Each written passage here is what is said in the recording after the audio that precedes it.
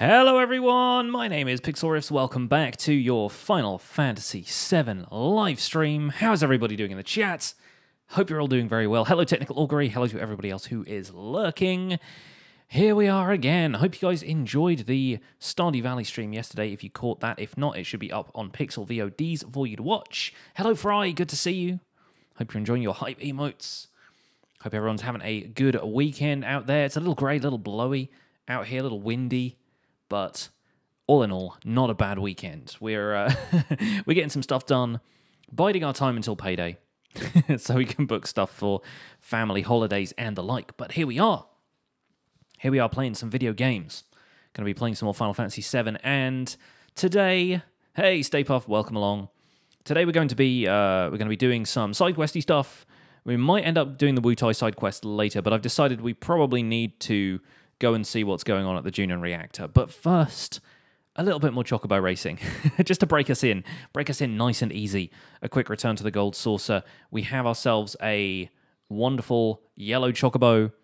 We released our original yellow Chocobos at the end of the last stream, and we should be able to race this one to victory, get ourselves a gold Chocobo, get that Knights of the Round materia, and then probably not use it for a little while because dang, the animation for that is long. It takes a little while to even summon the thing, and then it does a ludicrous amount of damage. Although, yeah, potentially we could one-shot a whole bunch of bosses. Well, I say one-shot, it just does a ton of damage, like, consecutively. But yeah, we could use that and just defeat all of the bosses from now on, basically up until the end of the game, if we wanted to. But we don't really want to do that, do we, chat? So, yeah, I'm going to do the gold Chocobo stuff early. I don't know if we'll necessarily finish that before we get on with the plot, but we will definitely finish it on today's stream. And then I will also probably start looking up some stuff about how to obtain the Omni Slash. Thank you for the 8 bits, Stay Puft, with the Choco hype. Absolutely. Looking forward to some Chocobo racing. It's it's been a few days, and I do like this this side quest. Game's loading up in the background. The noises continue, and speaking of continue, when it loads up, there it is. Time to continue. Let's get to it. So, here we are with the depressing music once again. Sid, Yuffie, Cloud. Yeah, I remember this. I remember where we are now. Getting people's limit breaks and stuff on the last stream as well. We have ourselves a lovely set of Chocobos right here. This is Mac, named after Machinist, and you need to get enough points from that battle place. Yeah, I know how to get Omni Slash. I just don't know how to get Omni Slash, if you know what I mean. Like I don't know how to what the best method is for the battle arena in terms of how to get points. Probably go in there with the ribbon equipped and some decent materia, but the materia can break, and so it's just a matter of how far you get. Also, in the Disc 3 portion of the game, it becomes remarkably easier to get Omni Slash. So potentially we progress the story enough to lower the cost of it a little bit, because I think it's something like 64,000 points in Disc 2 and then 32,000 in Disc 3, so you basically just got to do a ton of battling. An all-round build is best, because yeah, like the what are they called? Like the handicaps each round change, and it gets more and more as you go through the battle arena. So essentially, you've just got to survive whatever they throw at you to get the most points. But before that, we're going to go to the Chocobo Square, and we're going to do some more racing. And I'm pretty sure I fed all of the greens to this S rank, not S rank. I keep doing that. Like, I keep saying S rank when I mean wonderful Chocobo. We're going to take Mac out for a ride. And we definitely want the short course because, as I mentioned before, 118 kilometers an hour. That is fast, my friends. That is a speedy Chocobo right there. Oh, and we're getting the we're getting the fast version. Awesome. So we're just going to blaze through this entire thing.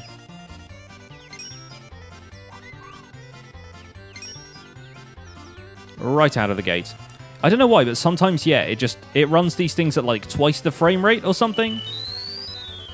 I have zero idea what makes it this fast. But it doesn't even look like it's struggling too much in that space section back there. Anyway, that is some speed. It's not going to be like that every time. Like, sometimes I think it just runs the race really fast. That is not representative of the Chocobo's actual speed. But anyway, looks like it's going to be a 1-2 or a 1-4 at this stage. I reckon that Chocobo in second place is going to drop back. Unless the 2 and 3 ones are the ones that sprinted at the start. I wasn't really paying much attention. Do I like FF7 better than FF6? I don't know. I actually really love FF6, having just played it not too long ago. I had a lot of fun playing that game, so I'm not certain. Like, in terms of the story, I think FF6 is incredible. And the music is pretty great as well. I have a special affection for this game because of nostalgia, but I think without nostalgia, I don't know, FF6 might just take it. Exactly, the game is kind of rushing us through this point. I'll take 150 GP, though. I kind of wish the races were always that fast. We're on that short course. Oh, and Sid is in the party, of course, so he gets to ride occasionally. We don't have Tifa with us today, so we don't get the other alt jockey. No, seriously, it is just going to give us this speed every single time. Wow, okay. Well, going to have a lot of time to talk to you guys, because we're going to be waiting at the finish line for quite a while here. But yeah, I don't know if I like FF7 better. It's tricky. If it's the original Super Nintendo version of FF6 versus PlayStation FF7, I'd say they're almost tied. If anything, maybe I like FF6 a little better. The game is embracing the speed, exactly. It wants me to be done with this already.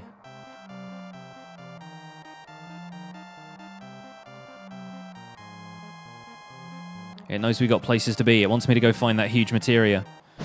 We got a 1-3. And we got a Hyper from that, which is not that valuable, but whatever. We'll take it anyway. One more race and we'll be in B rank.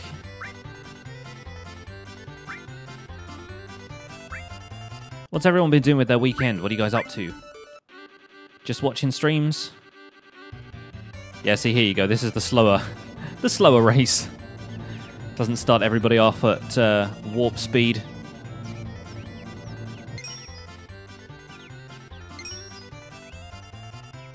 I tell you what I've been doing. I've been watching a lot of people playing through Detroit Become Human. That game has fascinated me over the last little while. It's a game I would love to be able to play myself, but I kind of want to be able to play it like on stream for people, and I don't have a means to stream with this current setup through my PS4. I don't have a PS4 camera or anything like that, so I wouldn't really feel like streaming it from my living room. Just bought the Path of Fire expansion for Guild Wars. I've never played Guild Wars. How is that?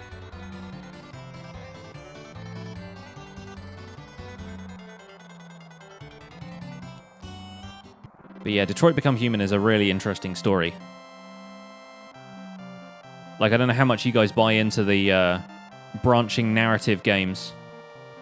And I think a lot of them in the past have been a little bit, like, overplayed. Not like overplayed as in too many people have played them, but like they've been talked up. They've been overhyped a little bit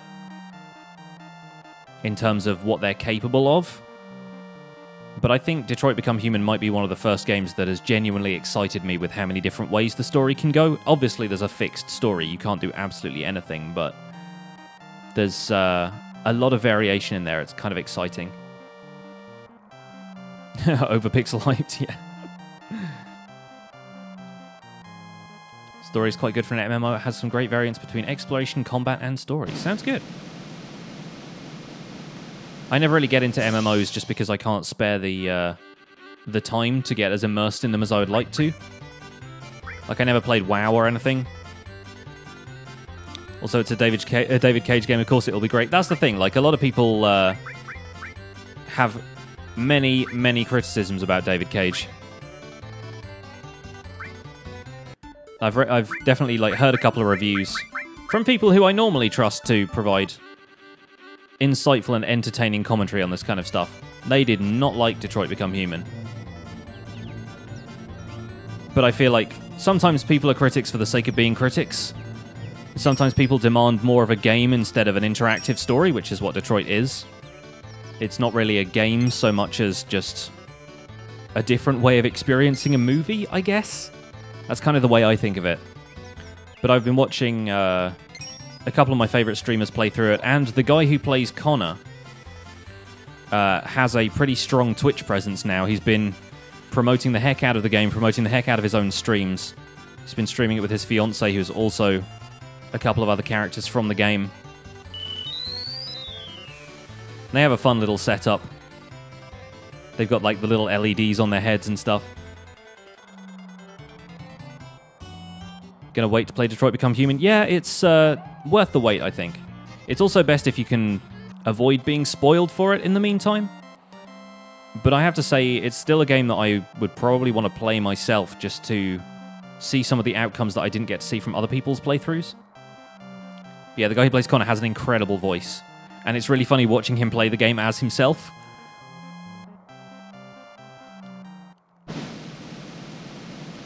There's a line which is absolutely not a spoiler where he says, "I like dogs." And he's like... I told David Cage that was my favorite line in the script, and he didn't appreciate that or something. Like, the guy's just like, "I like dogs."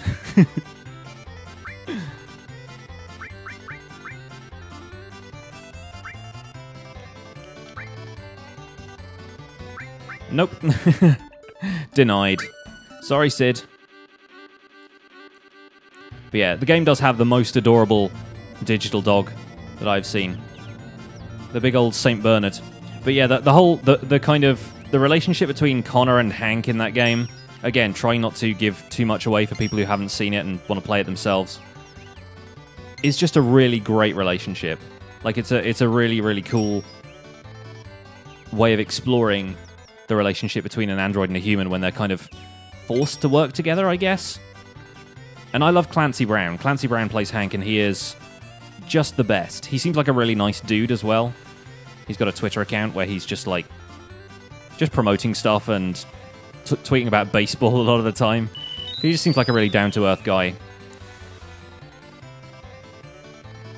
The scene where Hank tells his dog to attack. Yeah. Sumo, attack! Good dog. Oh, it's great.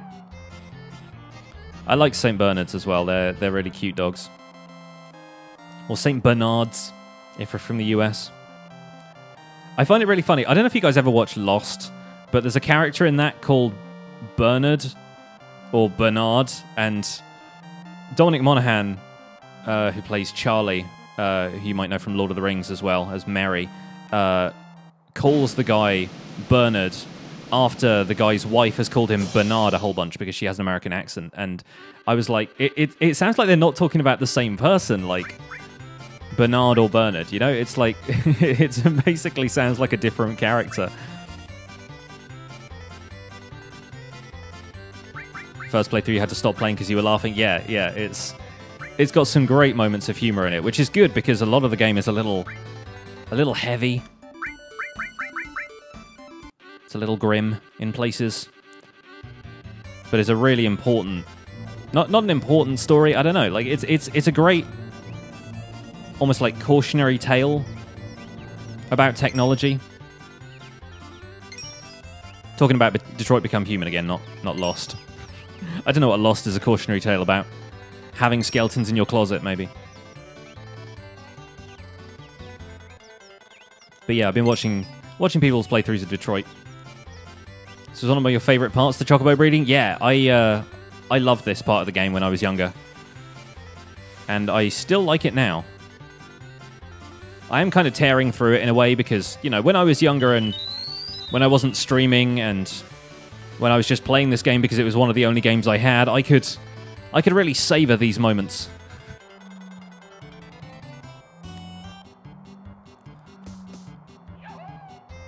I feel like we've also been a little bit, I don't know, utilitarian is not the word, but it's the first one that comes to mind. You know what I mean? We've been like hyper efficient about doing this Chocobo Breeding this time around because, like, I know how to do it. I just want to make sure we can cover the entirety of the game. High potion. Fair enough. It's a little heavy-handed. Yeah, I think it might be. And now we're in A rank.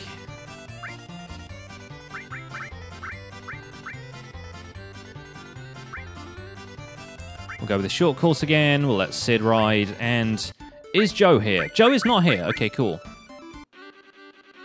High potion. Very good, Fry. Very good. A pixel high potion.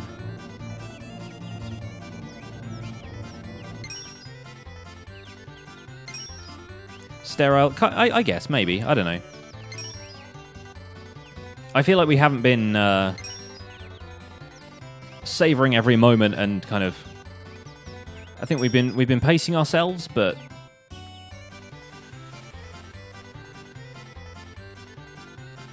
Dang it, this Chocobo is about to cut me off on the inside. There you go. Get out of here. I'm the king of this roost.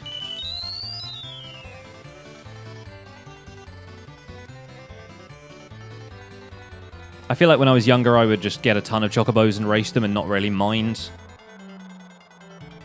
You just experiment with some of this stuff.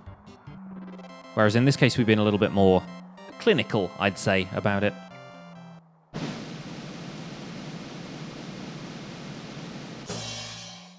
Got another Mega Elixir, very nice. I think we'll get some GP for that. 300. I think we might have enough GP now for whatever that top prize is in the Wonder Square.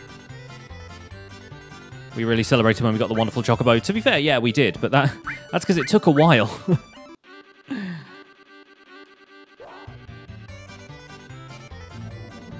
Sure did take a while. Also, the intelligence stat of this Chocobo is not the best, because apparently it is just running all over the track.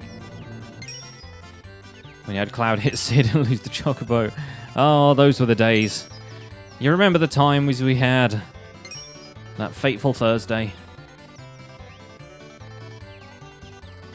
Thanks for bringing up all my past mistakes, Technical Augury. Still naming the gold Chocobo after you, don't worry.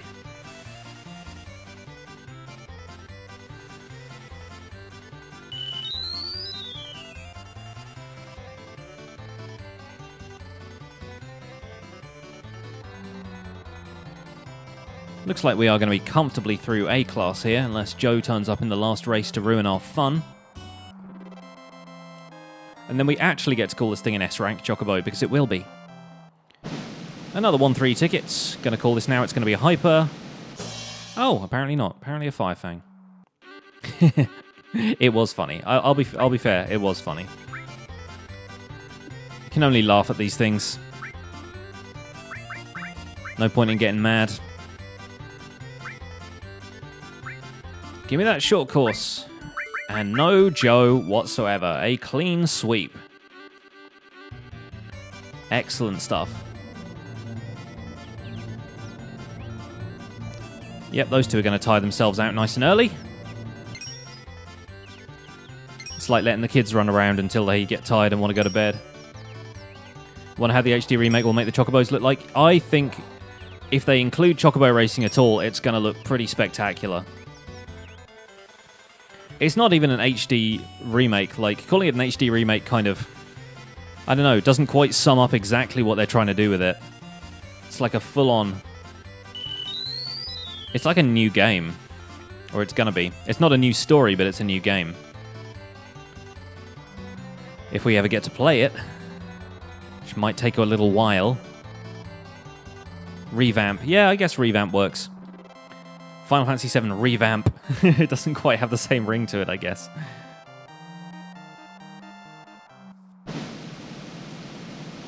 Bring on the enemy away. Nice. I'll take it. Excellent. Next race, the Chocobo will be an S rank, but there won't be a next race. Because, to be honest, I don't think it'll quite match up. And let's head to Wonder Square real quick. And try and grab ourselves a star prize. Hope they look like Tactics Chocobos. I have not really played Tactics, so I don't know what they look like in Tactics. The 2000 GP prize is... EXP Plus Materia. Now that is what we want. That's what I'm talking about. Oh, yes. Alright, time to get our breeding on. Except, I think, because we recently bred the black Chocobo, maybe we'll have done enough random battles. I'm not sure. We might not be able to breed them yet. We do need to go to the Goblin Island and get a Zeo Nut before we do any of that, because we didn't do that on the last stream. I finally get to drink my tea. Cheers, everyone. Happy Sunday. Got a bit of green tea with lemon and honey. Just the right thing for a nice chill stream here.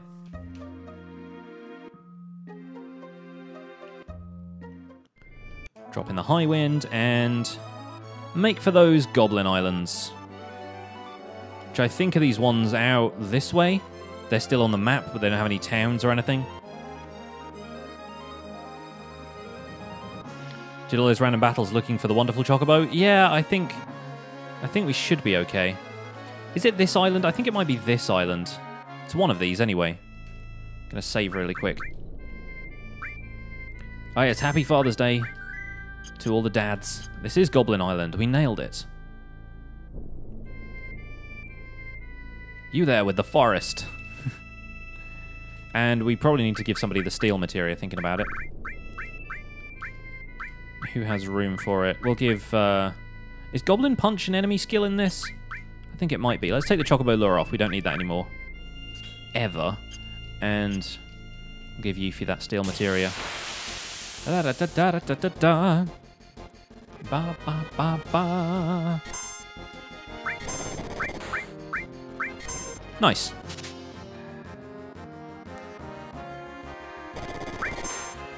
Well, we are getting Goblin Punched all over the place here.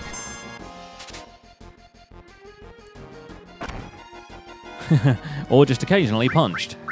Can we manipulate this guy? Nope, apparently we just miss. Doesn't mean we can't manipulate it, though. I like the little twirl they do when they learn an enemy skill. That's really funny. It's a detail I'd forgotten about over the years. Yeah, you're not putting me to sleep. No, sir. Nice, we did it. Okay, cool. So we can get to punch Yuffie now. And that's 2 more enemy skill materia. Learned it. Very nice. Shame we can't steal anything right now. Nice. That's all we need. Thank you, sir.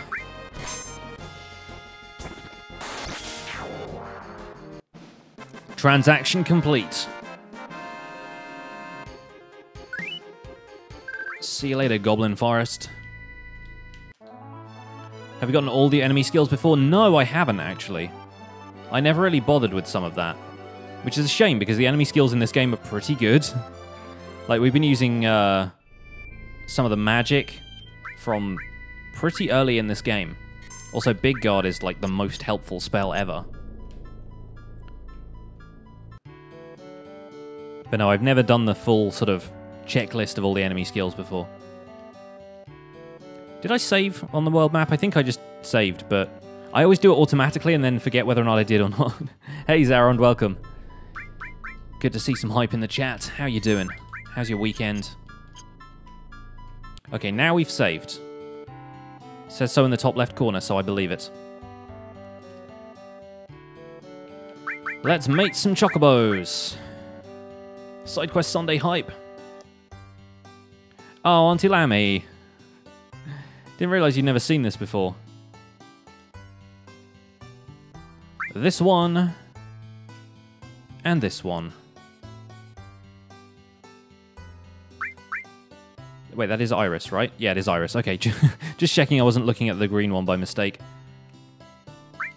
This one and that one. Okay, here we go. Fingers crossed for me, guys. We're hoping for a gold Chocobo here.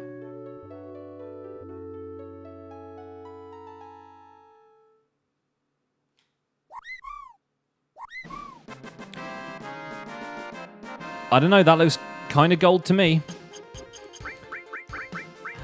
It's difficult to tell because it looks like the yellow one. And we're naming this one Tech, in honor of Technical Augury, donating some bits. Thank you again for that. No, that looks yellow, right? That kind of looks yellow. They all look wrong in this version. Yeah, they kind of do. Well, there's one way to test that. So we have Mallow, we have Hype Plus, we have Iris, we have Mac, and then we have Tech. I think these two are both yellow.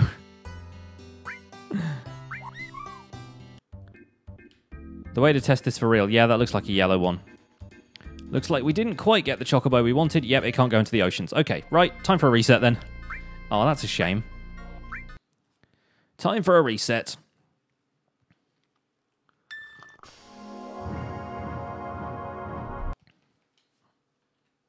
Boop. Let's try that again, shall we? We got an S rank wonderful Chocobo and a black Chocobo, so we've definitely got all the ingredients right. And it's definitely the Zeo nut. And so Tech was removed from existence to be reborn again. Hopefully. As a gold Chocobo. In just a few moments. Iris. Iris. There we go. And they're both class S, so hopefully this should work as expected. I just don't know what I'm looking for in terms of the gold one. I remember them kind of flickering a little bit on the old PlayStation version, but that looks like another yellow one. I think it's another yellow one. Gonna rename it again just in case. Just in case there's any kind of graphical issues with the PC version. We've not seen what a gold Chocobo even looks like yet.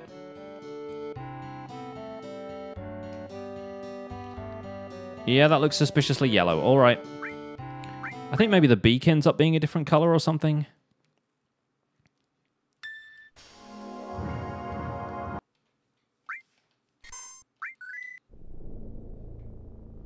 Yeah, you don't necessarily have to grow up playing FF7 to be emotionally attached to it, but I feel like there are definitely more powerful scenes out there in gaming now. At the time, it was just one of the craziest things that had happened in a game. Like, I hadn't seen a game kill off a character like that when I was that age. Not saying it didn't happen in other games, I just never played them. I think for people who grew up playing the... Oh! We've just unlocked an achievement for getting a gold Chocobo, so spoilers, I think we have one now. There it is. See, that one looks different. It looks more jaundiced. Oh, we just got an auto host from Jancy. Thank you. Thank you so much.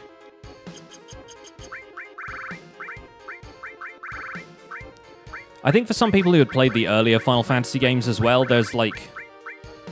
There are moments in those which are probably more powerful. Like, if you consider some of the stuff that happens in FF6. Yay, some hype for the gold Chocobo. And how many greens do we have right now? Do we have all of the Silcus greens we need? Let me just check that real quick. Gisel greens. Where are the Silcus greens?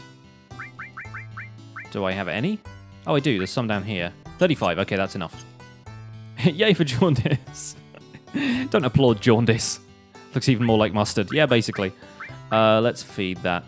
But yeah, like if you consider some of the scenes in FF6, like everything that happens with Celis at the beginning of the World of Ruin segment, that is powerful stuff.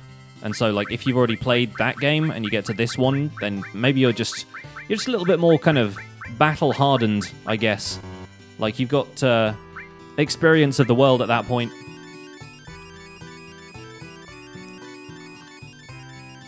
You've seen some things. Speed Plus. Sorry, I'm just pouring out the rest of my tea here. Speed Plus, Stamina Plus, Intelligence Plus. Now this is going to be a Chocobo.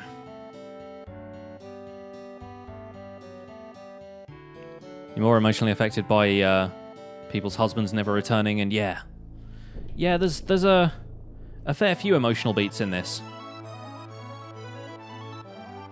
It's just wild to me that you can kill off a like a main character essentially in this game.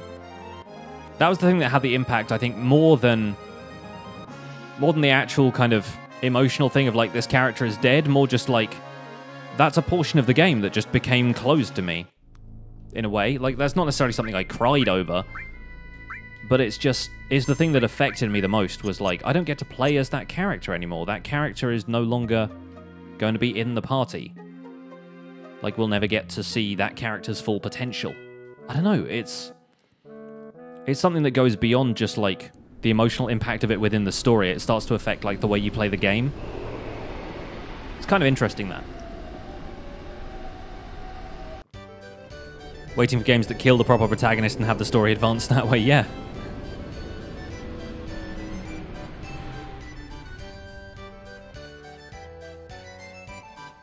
Like a, isn't it a Nuzlocke run of Pokemon? Where basically if a Pokemon faints in battle, you have to treat it as dead. You, like, release it from your... You release it back into the wild. Or maybe there's even emulators that basically make you lose that Pokemon permanently. Regardless. Like, I assume somebody's actually coded one like that now. Okay, Tech the Gold Chocobo is about to rise up the ranks. 153 kilometers an hour, maximum stamina. It's got twice the top speed of any other Chocobo in its class right now. I'm just going to leave this on automatic. Nuzlocks can be very emotional. Yeah, I think I've seen a couple of people stream them, and you just get so attached to them, it feels like the story you want Pokemon to tell, in a way. It's like, when I was a kid, I always used to get kind of mad at the way Ash in the Pokemon cartoon, like in the original anime, was like the kind of trainer he was. Because he was too busy trying to be friends with Pokemon to actually, like, catch them and stuff.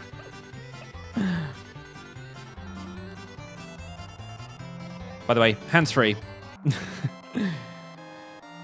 So we can race this on automatic. I think we'll be good for a while. But yeah, like, as somebody who played Pokemon Blue, I was totally like, why doesn't he just catch these Pokemon? Like, why isn't he catching every Pokemon that he sees? Why does he keep, like, letting them go? And obviously, like, there's emotions and, like, he's learning about what the world really is and stuff. But I've heard in more recent Pokemon cartoons, like, Ash tends to get a lot more invested in the business of becoming a trainer and actually, like, battling Pokemon to level them up and learn new moves. And it's literally like he goes through the gyms, has a series of accidents which lead to him winning, and like the scene where he trains Pikachu using the water wheel is like the only time where you really see him training his Pokemon. That's like in episode 3 or something. And still, somehow, I watch that show every week. I think I was mainly in it to see whether or not Ash would ever get Misty's bike back.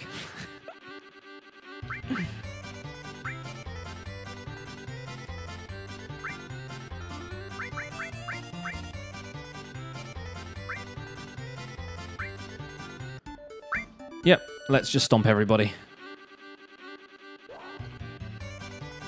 I haven't seen the anime in ages either. It's been a long time.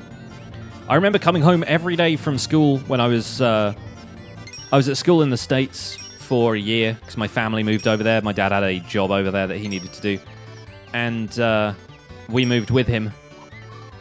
So we lived in California for a year, and amusingly enough, probably about 40 miles away from where my wife lived. My now wife, obviously. I was 11 at the time. But I remember coming home every day, and we had Cartoon Network, so I'd get to watch Toonami, which is like... I'd get home, Dragon Ball Z and Pokemon would be on, and I would watch both of them.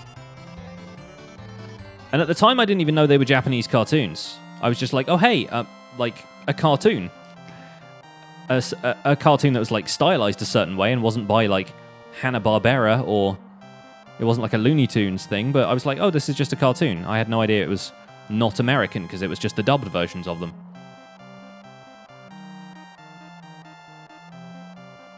I've since gone back and watched some of the Japanese language Dragon Ball Z, and Goku's voice, I just can't do it. I can't do it. He sounds like an angry grandma. Meaning no disrespect to the voice actors, obviously, but it's just so different to what I'm used to that I can't deal with that. It's really strange. Then again, I watch so much like subtitled anime now. If I watch anime at all, it's usually subtitled. And Goku, I think, is played by a woman. Like, his voice actor is like an older lady.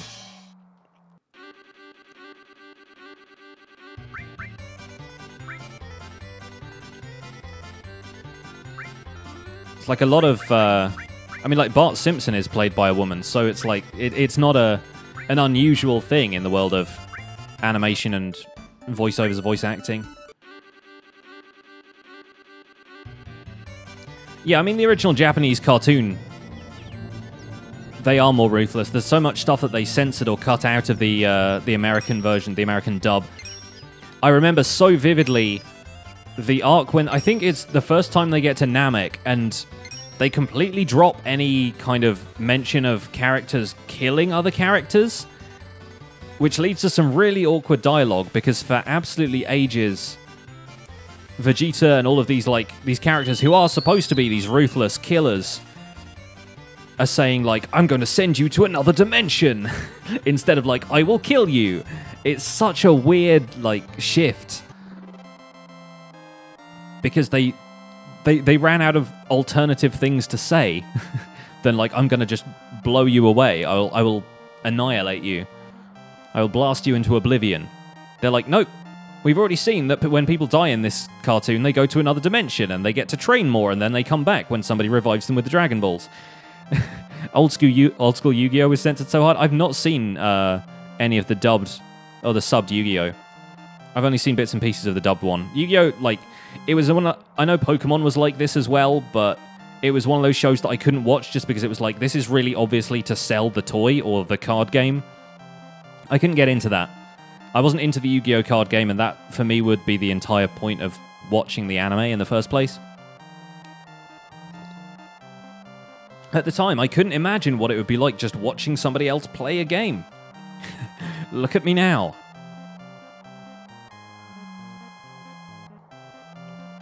And it's a 1/6 ticket for us. That is the end of our domination of C-Class. And we get ourselves an Ice Crystal. How lovely. Give me that GP.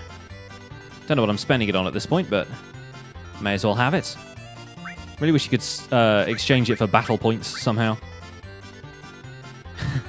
Yes, UK Teenage Mutant Hero Turtles is the one I grew up with as well. So it is very strange seeing Ninja Turtles and Michelangelo fighting with nunchucks.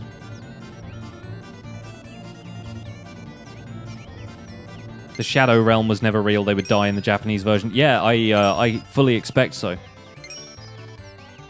Yes, yeah, it was called Hero Turtles because at the time in the UK, censorship... No, I don't know if it's censorship laws, but just like the attitude towards anything ninja-related was like... It could encourage children towards violence, you know? As if we don't have stuff like, you know, Call of Duty now. Oh boy, yeah, like two of my favorite things, the Let's Play discussions where Gavin Free is trying to defend UK stuff and like stuff in general. It's the Ninja Turtles compilation and the discussion from when they're building Jeff's house in Minecraft and he tries to convince them that the Addams family had a third child called Pubert. And it turns out to be real, and they think he's made it up, and they're like, is this some kind of bootleg UK Addams family? And he's like, no, it was real. And I think Michael reads the Wikipedia page out loud and just, like, laughs his head off.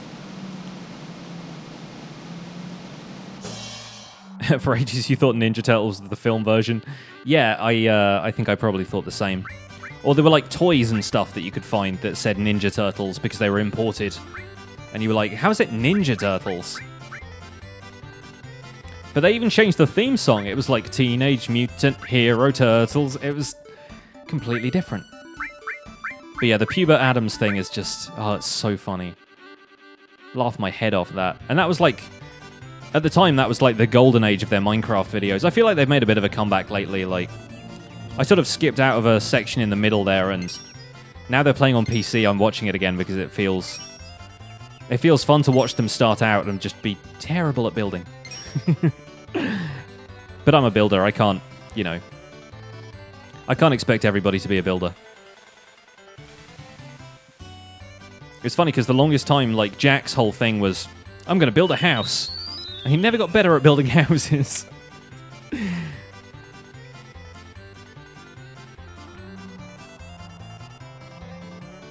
Haven't played Minecraft in years. Dude, this is the time to come back. Like, if you get burnt out, like, come back when the next update arrives, which should be, hopefully, I keep saying this, hopefully within the next, like, month. Because they've completely overhauled stuff with oceans. Your character has a swimming animation now. You can actually swim around. There are dolphins and turtles, and there's so much cool stuff to explore. If Minecraft's not your jam, I totally get it. Like, if you play like AAA games or indies or whatever, that's totally fine. But if you're picking a time to come back to Minecraft, the 1.13 update is going to be it. I fully appreciate that Minecraft is something a lot of people just move on from in their later life and they don't bother with. But 1.13 is a really interesting update. It's going to change a lot about how people play Minecraft. Come back to Minecraft when you get a good enough PC to get more than 13 FPS. Even with Optifine, you're getting 13 FPS. That is pretty harsh. If you don't have Optifine, fully recommend getting Optifine, because I used to play on a PC that would maybe get 20 to 30 FPS. That was what I started recording on. And I was able to get 40 or 50 once I started using Optifine, so... The thing about Minecraft, it is kind of designed to be run on a potato machine, but they haven't optimized the game super well lately. Last time you played vanilla Minecraft was horses. That's 1.4?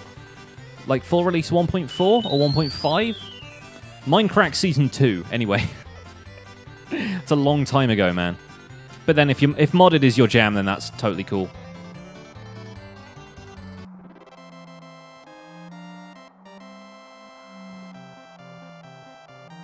I've been playing a lot of Pixark on my channel lately, but I'm really looking forward to getting back into Minecraft. I keep telling myself, yeah, I could come back and do a couple more episodes, and then, you know, there's another pre-release of 1.13. I'm like, oh great, 1.13 is coming like next week. And then there's another pre-release the next week, and you're like, oh, okay, this is going to take a little while longer then.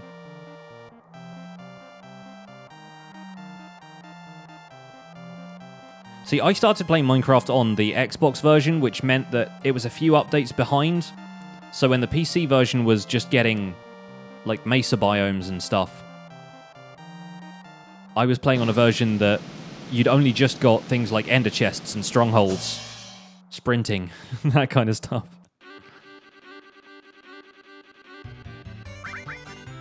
Oh, we got the item there, apparently. And now we're in A rank. Let's see if Joe's here. I swear the most satisfying part of this game was getting to the point where you could consistently beat Joe in a Chocobo race.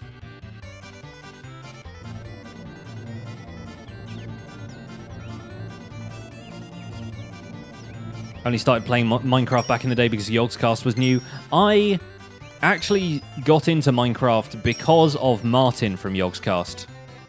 Like, he was playing a thing on their, I think it was either Kingdom of the Saplings or it was one of the Yogscast, like, lightly modded servers. And, yeah, that was April 2015 or 14? I forget, one of the two. Oh, you saw me comment on Wipeout?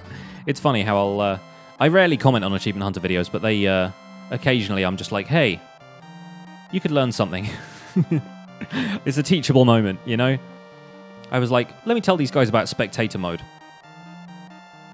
because it would help them so much. Like, they do so much flying around. Like, it's in a way, it's kind of nice seeing them all flying around the space. It feels like they're all there.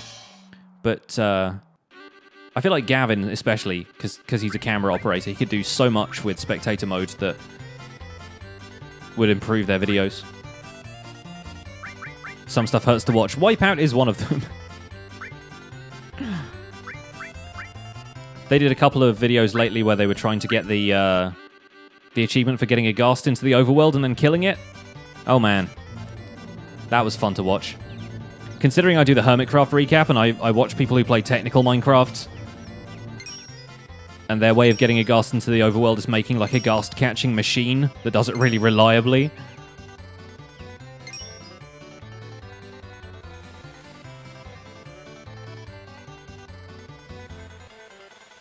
What am I working now for items? I don't understand the question.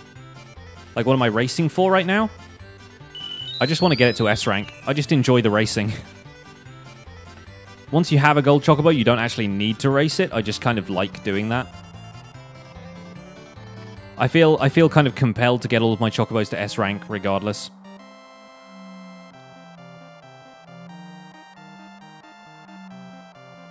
They build a machine that can capture 1,000 ghasts per minute and then never use it again, right?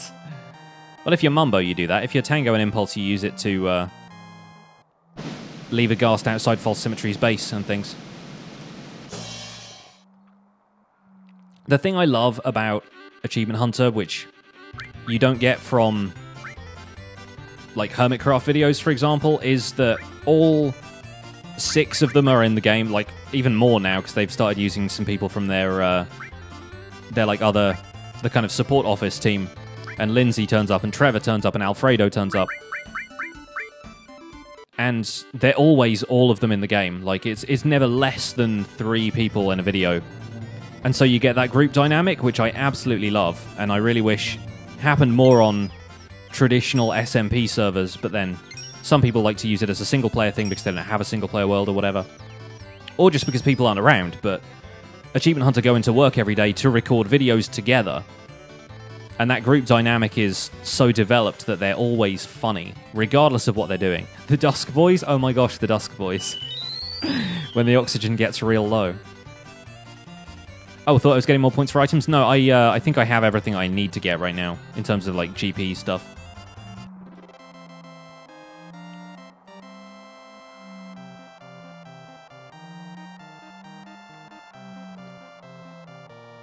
Yeah, this is easier than playing Blitzball, but Blitzball will get very easy at some point. Once we get past the early stages, Blitzball is going to be a breeze. Have I done Speed Square yet? No, I haven't.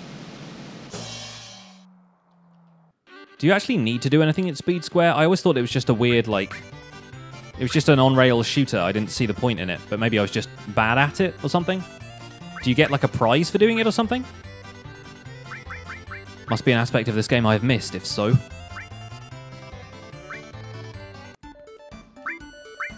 Okay, we are now racing in a class with some people who are around the same speed as us, but they ain't as good. Oh, there are prizes, okay. I think I was just really bad at it as a kid, so I never bothered, but...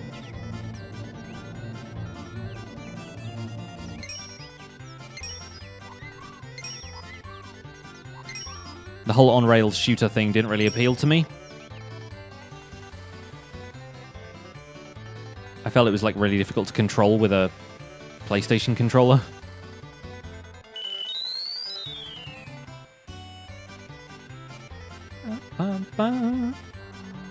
Yeah, we still haven't seen Joe. Like, for the last 2 Chocobos worth of races, we have not seen Joe at all. Where are you, Joe? Come out and fight me. At least we don't have to wait around quite so long at the finish line these days. I'll get some GP, I guess. Anyway, I'm pretty sure we could beat Joe regardless, so I'm not going to worry about that right now. Let's do the Speed Square thing then, if Speed Square is the thing we need to do. Hey, man. Frightened that guy. Thrill. Suspense. Did that say suspense? Fantastic. Would you like to see the Wall of Fame? High score, Cloud, nothing. A prize if you get more than 3,000 points. Okay. Also, why is that in Cyrillic? Here are the rules. Shooting coaster. Bang, bang, poom, poom. Shoot, hit, okay. The bar on the left side of the screen is your power meter. Okay, so it overheats. It's got a cooldown thing. Oh, it costs 10 GP. That's probably why I didn't do it before, because I was saving my GP for stuff. Going for the Platinum Trophy? Potentially. If not trophy, but achievements. So yeah, I have not done this for a while.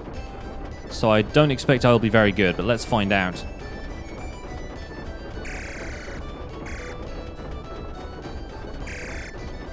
What do I need to shoot? Where are the things I need to shoot? Let the shooting commence! What am I shooting right now? Oh, okay, ghosts. Ah! Yep, I'm terrible at this. This is why I never played this. Shoot the planes down. Are you serious? We're causing serious crashes here. Yeah, I can tell you need to be pretty practiced at this. I am not very practiced at this. It also won't let me invert the Y-axis, which is what I always do when I play these games. 450. Not terrible, but still not good. I'm so bad at this. So bad at this. This is what it would be like if I played any kind of regular shooting game.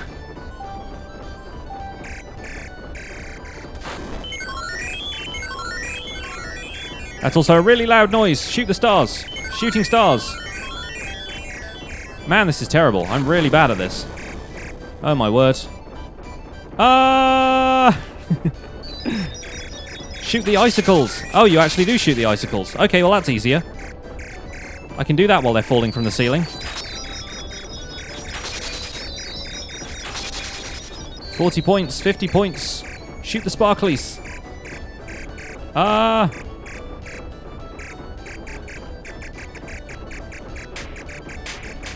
Shoot all the balloons. I can do it. I can shoot balloons. They're easy. They don't fly unpredictably. Ah, get the rabbit. Oh, it's a big one.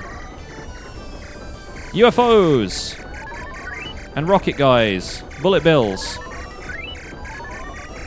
Yep, I'm pretty bad at this. Like, I can't tell if I'm able to shoot them off the screen or not. Ah, corkscrew dive. I also really don't like roller coasters, so that's probably why I was bad at this.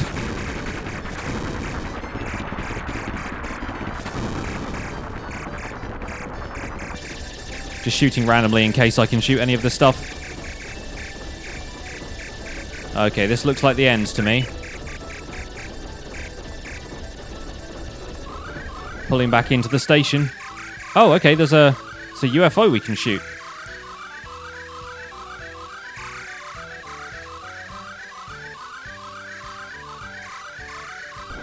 Nope, didn't kill it.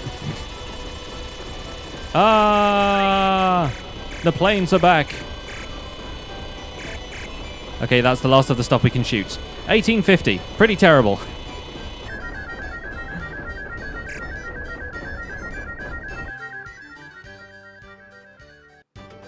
Wow.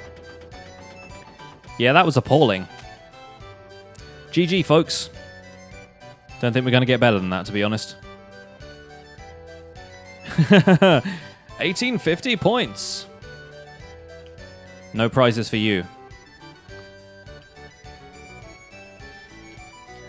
I don't think I'm going to get any better than that somehow. You have to, like, memorize where stuff is a little bit. I would not be too great at that. Maybe we'll come back later. Hey, guys. There's actually some people here. Since the prize has changed, you got 5,000 points again. What? I can't get 5,000 points if I tried.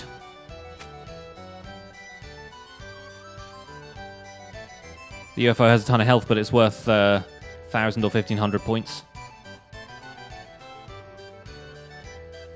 Yeah, I get that it's always exactly the same. It's not, like, randomized in any way. But yeah, that would be a little harsh. Anyway, having successfully raced our Chocobos to victory, I think it's time to go and do the gold Chocobo stuff. And by stuff, I mean get Knights of the Round. To the stables. The unstable stables.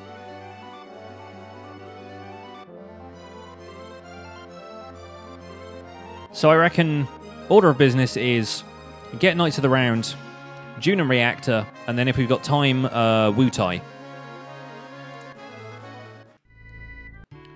Because the Junon Reactor, obviously, we get the submarine after that. There's a bunch of stuff we can do. Hey there. Let me ride the gold one, please. I just like seeing them all racing like that. I just think that looks really cool. Oh, yes. I'm going to land over here. On yonder set of islands. It's about as close as we can get to the Knights of the Round Island, I think. Can you not reverse in this? Oh, you can. Ah. Has, like, strafing capabilities. You can walk all over these islands. But the island we want is out there in the distance. The deep blue yonder.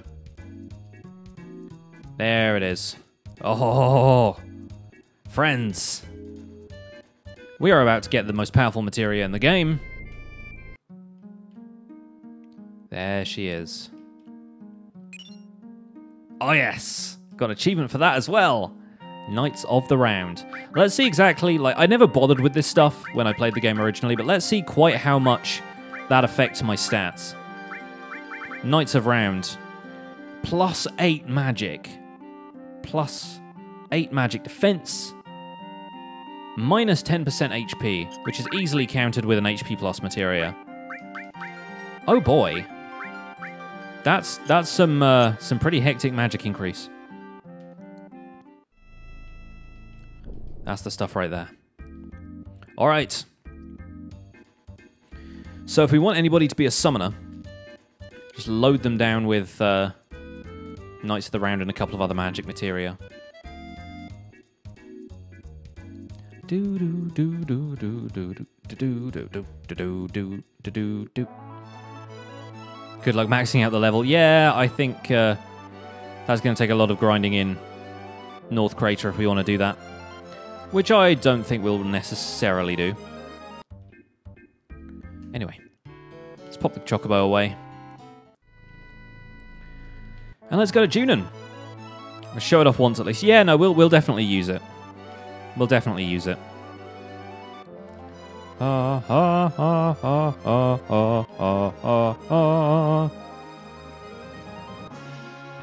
Junon.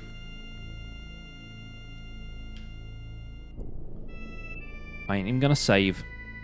Not here, at least. Gives you time to go make a cup of tea. Exactly. Like, I can summon Knights of the Round and then take a short break. I've never actually timed quite how long it takes, but I kind of want to. Like, we'll have a stopwatch open and stuff. Give that a try. See precisely how ludicrous this thing is.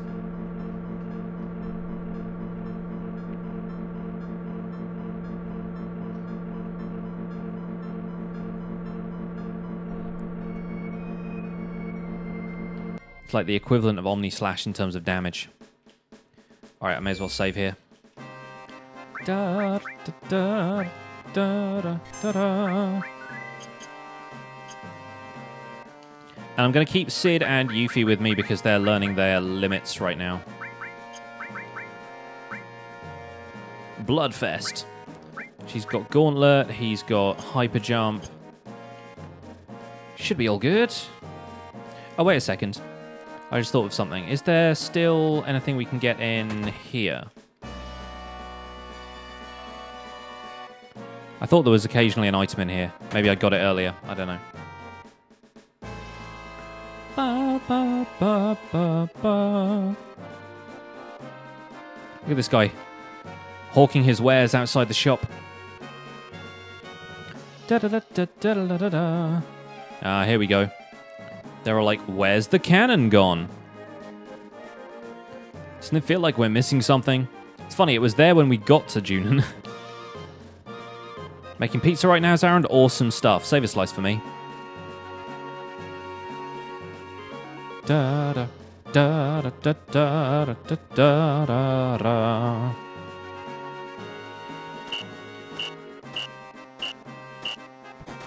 All right, fellas, out of my way. Attack! Don't charge that way. Once again, Cloud shrugging his way through this game. We've sounded the alarm, though. Does that mean I can't go through here? Apparently it does. Oops, didn't mean to do that.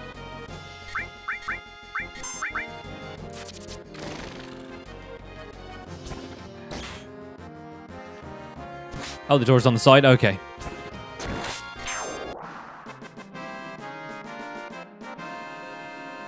Completely forgot that the door is there. I guess we could always do that. There it is. Yoink.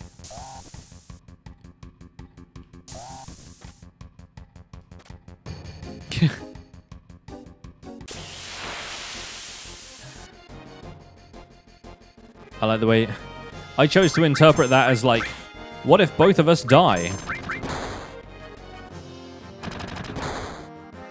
Not what if both of us were still alive and got to take this lady out on a date. Or, you know, whatever.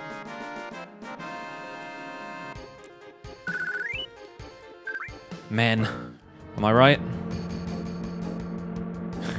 There went two perfectly good men. Sorry, lady. Didn't mean to deprive you of a couple of dates.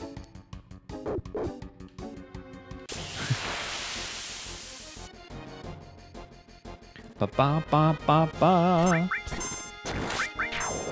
Should probably give Cloud slash all again, shouldn't I? Make some of these fights a little quicker. Ta ta ta. Shinra Beta, what is that?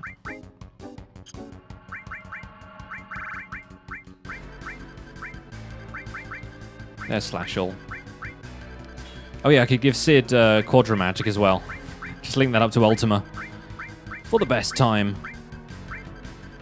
Ultima's leveled up pretty fast, considering he's got a double growth materia thing. Hey doggy. Can I go through there, please? No? Okay, fine. Whatevs, man.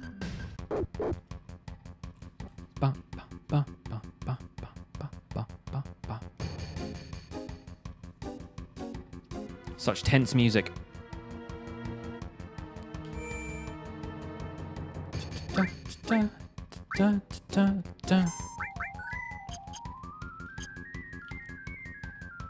We're nearly level 60. I think we'll be fine down here, right, guys? To be honest, this was one of my favorite segments of this game. I don't remember a whole bunch about it, because if I started playing this game, I wouldn't always get to this point. You know, when you start a game and you never really, like, follow through with finishing it. But the underwater reactor was always a really cool section. This bit reminds me of the tanker on Metal Gear Solid 2. But just being able to walk through that section with all the fish floating around and stuff. This giant glass tunnel. It was always a really interesting concept to me.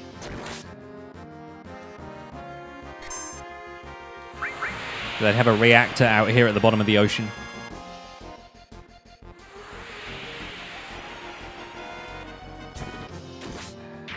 Guys, we got tornaded.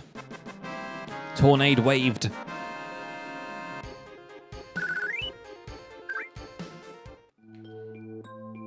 The fish.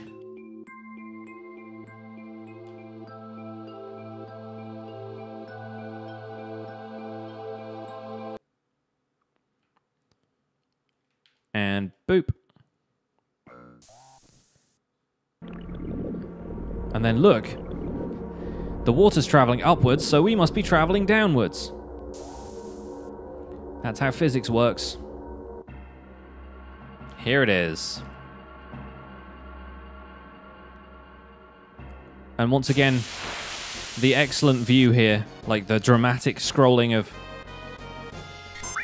walking around this place, is going to be ruined by random battles.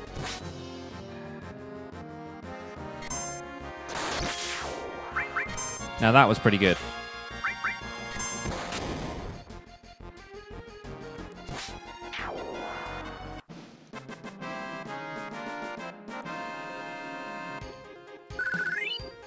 Don't remember doing any of this. You don't remember carry armor? Carry armor is the boss down here. There they are loading the Huge Materia onto that sub. Ba-ba-ba-ba-ba. Carry armor is the bane of the speedrunners.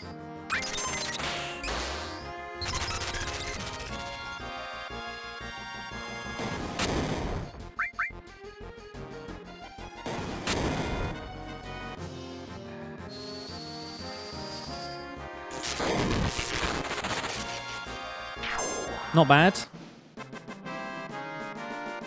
3,000 per bolt spell. It's pretty great.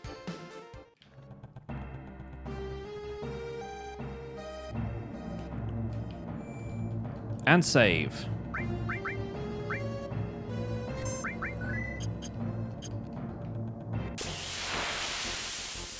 Any, like, round red object in this game, I'm like, oh, it's summon materia.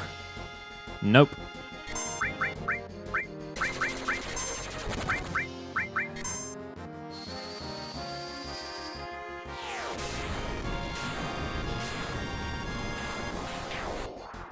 Takes care of that guy.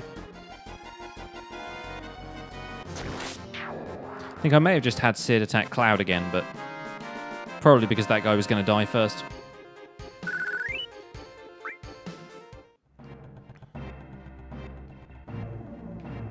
Hey, man. Why, yes, I am Cloud. Thank you for noticing. These are my friends, Sid and Yuffie.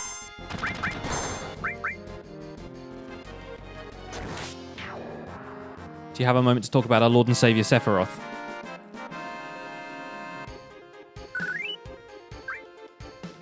Very nice. Apparently we're not getting this huge materia. I think we're getting it, don't you?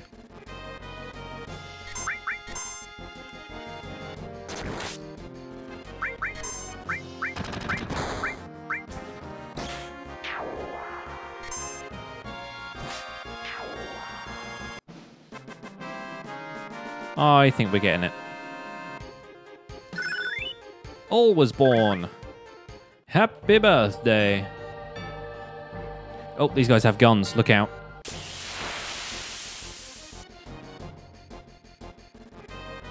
Oh, they're green as well.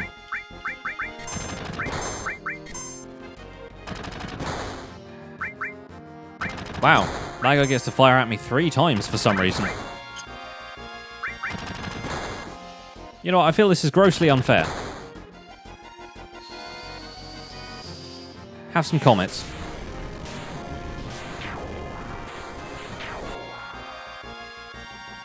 Yes, comet spam is a thing in this game. Dude, if we really want to comet spam, then we could junction Quadra Magic to comet. I would greatly enjoy that.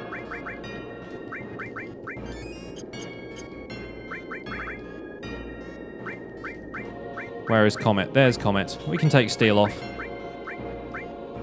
There we go. The huge materia. Just wait 7 days and then Meteor will hit them. That works too. Yeah, that's true. Hey, a crane game.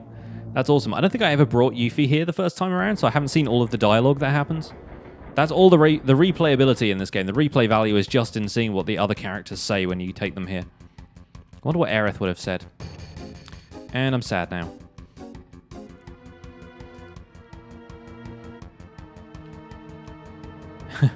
Here's Reno.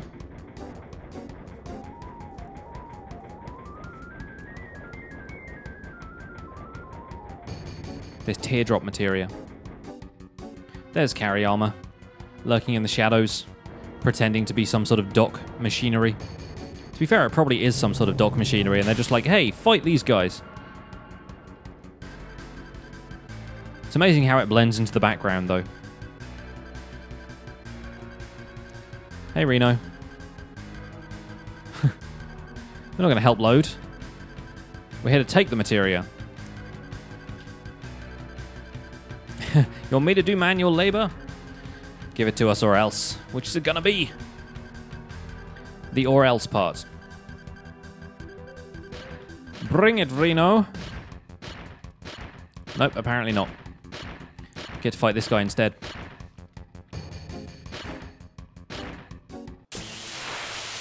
And boss fight. You guys ready for this? This is gonna be pretty great.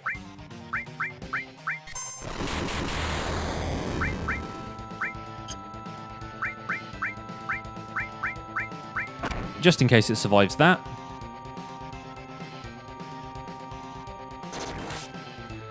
Okay, Slashall does a reasonable amount of damage. Not terrible. Comet spam is real. This thing does not take a lot of damage.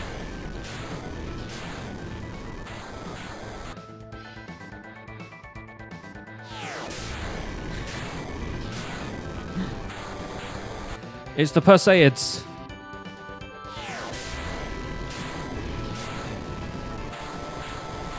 Oh man, we really should have had Knights of the Round for this.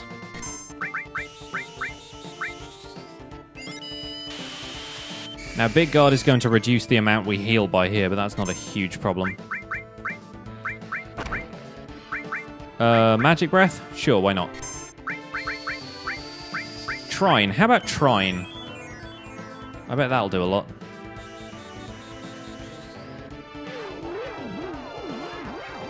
So this is fire, ice, and lightning magic all happening at once.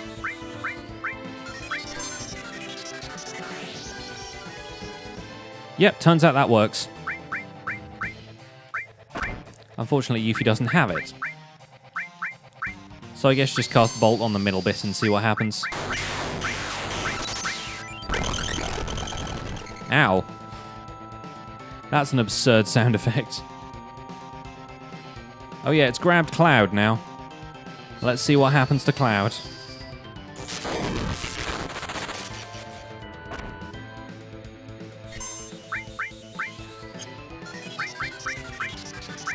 I still have Turbo Ethers. I do. How useful.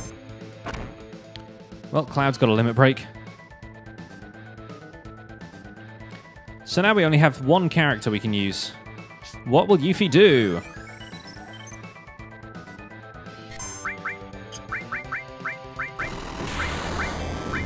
Well, I've got one of those as well, mate. So, Alexander!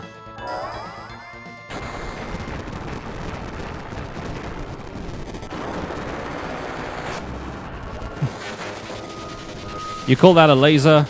This is a laser.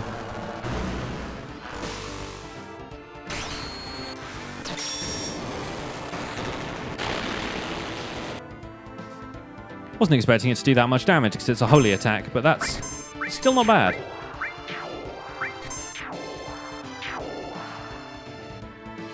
And Cloud can finish off the body. More comet spam! And that's a fight. A little bit OP for this section of the game, gotta say. A little bit OP. That's the way we play. God's Hand. Is that for Yuffie? That feels like it's one of Riku's weapons. Oh no, and all... During that fight, the submarine seems to have submersed. Battle trumpet. Da, da, da, da. To battle. Also, check out the Shinra being really great at getting into a submarine right here.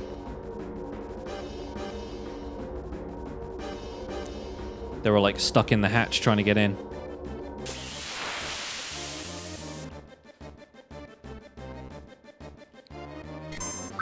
Gents, how are you? Oh good, everybody gets limit breaks today.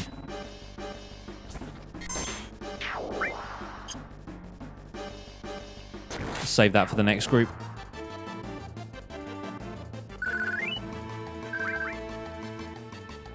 Are there chests here? Oh, there are chests here.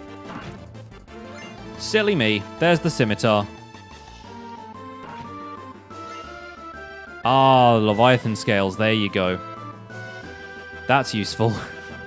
Might not want to miss that.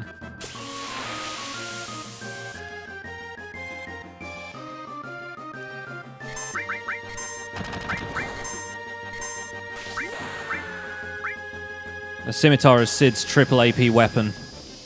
And the Leviathan scales, I think you trade for the underwater materia, if I'm not mistaken. So yeah, pretty important.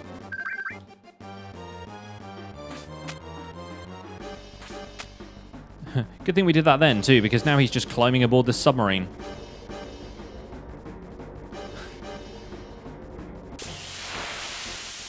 There's a bit in a second where we get to take some Shinra guards hostage, which is always fun. But for now, we're being attacked from both sides. The horror.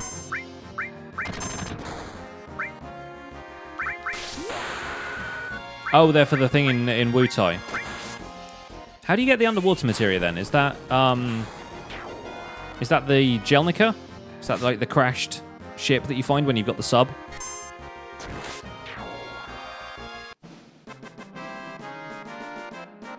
I forget exactly where you get it.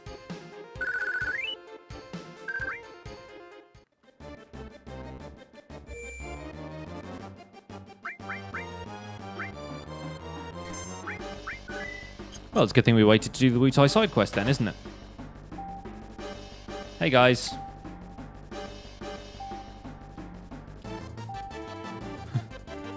Never got to do a special victory dance.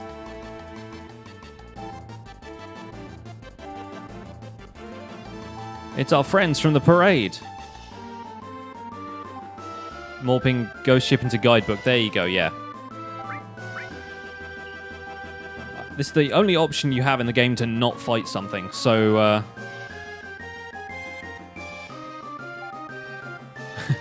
it's the bit where Cloud gets motion sick, which is actually kind of consistent for his character that you see in the flashbacks. He gets that little bit of... what's the word? Claustrophobia. Alright, what do we got to do here? Submarine operation manual, button placements. Descend, left, right, square to fire. Cool.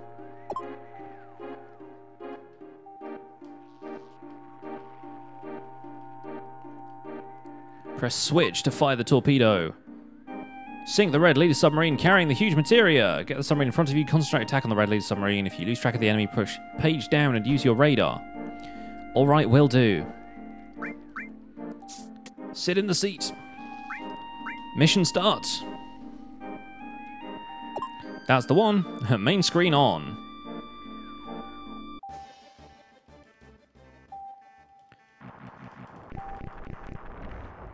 Nailed it. Oh, interesting. Just move forward, please. Where did it go? Where did it go? Chat, we've lost them. Oh. Nope. Don't want to get near the mines. No. Dive, dive, dive.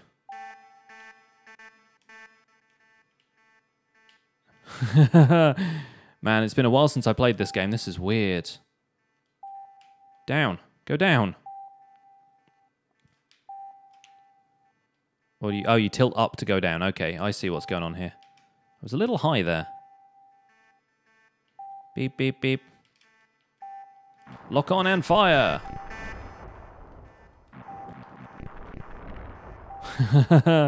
This is such a weird minigame. This all looks really different than you remember. Yeah, me too. I remember being able to spam missiles at them and that usually won you the game straight away. Wow, okay, that's loud. Hi. Probably we need to go down, please. Where are they now? Oh, they're all the way over there. We've got 10 minutes to do this, guys.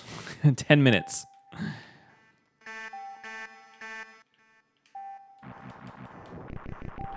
Nailed it. GG. There we go.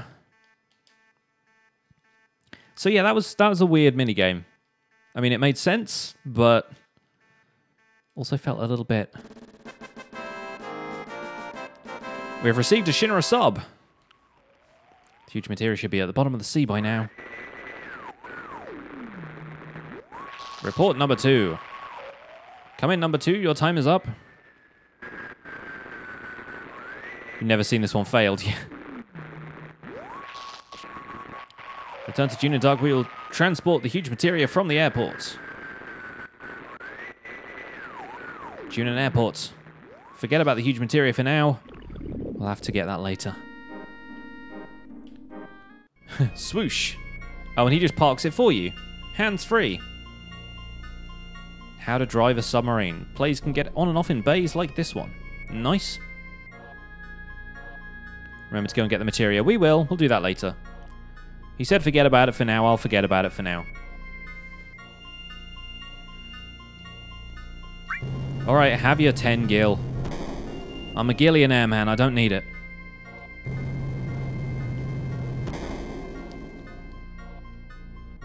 That guy's so corrupt. Anyway.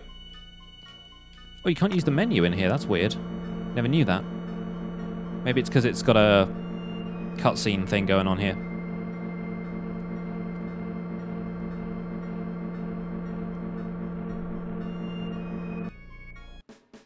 Right. So we're at the airport. Meanwhile, back at the airport, let's just use a tent. Seeing as we've got them at this stage.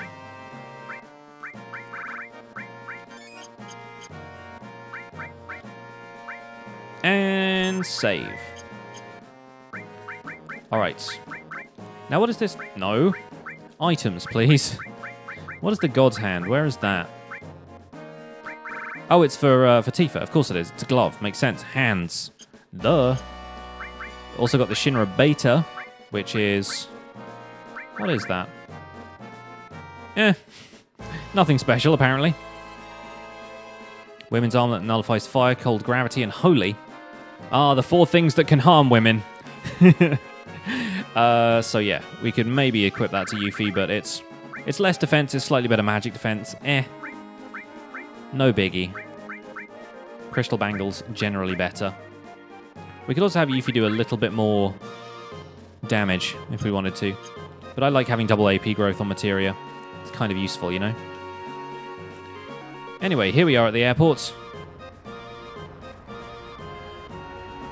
Turns out the Shinra are already headed for Rocket Town. Beautiful cutscene.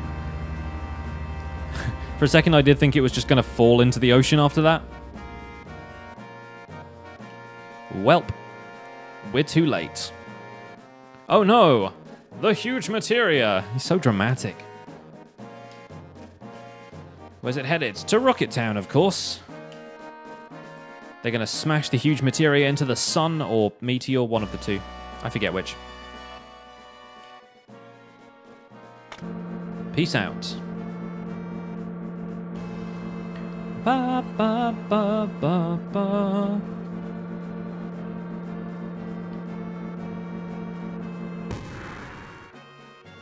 And touchdown. Hey dude, can I have my 10 gil back? No? Okay, bye. He's all like, I wasn't expecting you to come out of here alive. Hey man, how's Priscilla? Well, thanks for the info. A little bit late on the uptake there. Yoink. To Rocket Town. Which is actually that way. Let's see. Ruby Weapon is not yet in the desert. Oh, and now we have the sub. We can go and get Vincent's limit break. And do all the special stuff. But first, a save, and Rocket Town.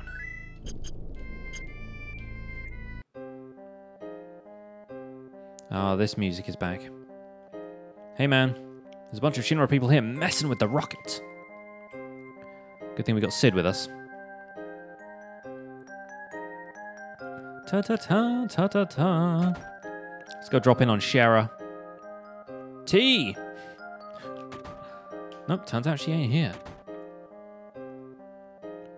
I thought he has some sort of two-seater buggy thing going on. Maybe she's out in the back? Nope, it's locked. Wonder where Shara could be.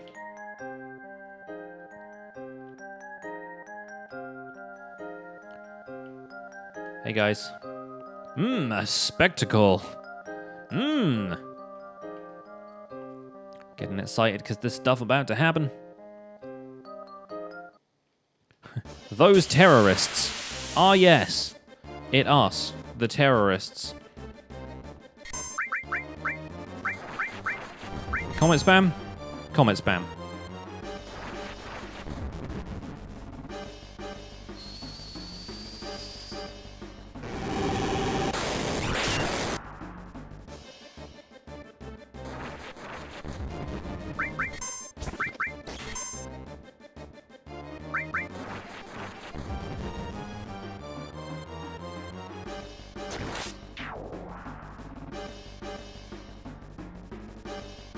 Ba, ba, ba, ba.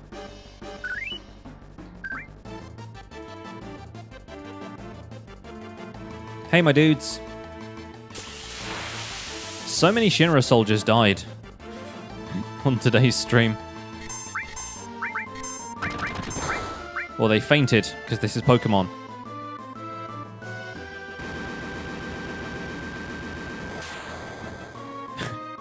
Look how the grenade just misses Yuffie. It's also kind of weird how Slash Ult can get a crit on one guy, but not both. Have completely different crit chances for each hit. It's interesting. Alright, who's next?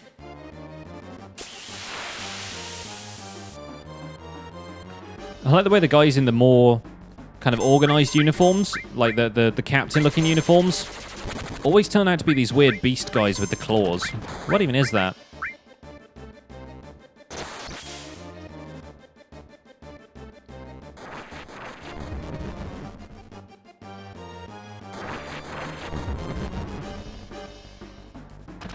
Also, the colors aren't consistent. Like, everybody in a blue Shinra uniform turns out to have a red Shinra uniform.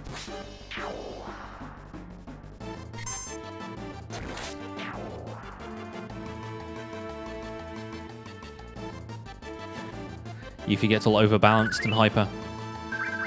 Smine! Oh, Sid, never change. He's gonna kick them right out of the rocket.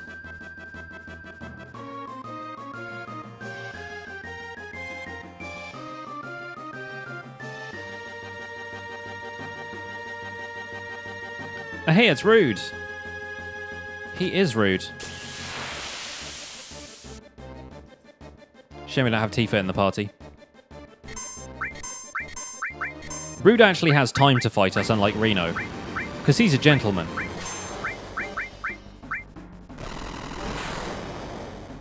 Nice, good hit. Solid.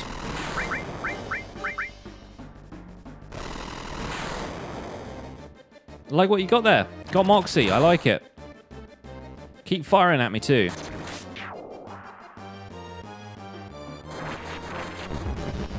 Should have saved Knights of the Round for this fight. Steal from Rude if you can. I don't think I can. I took the steal materia off. I'm sorry.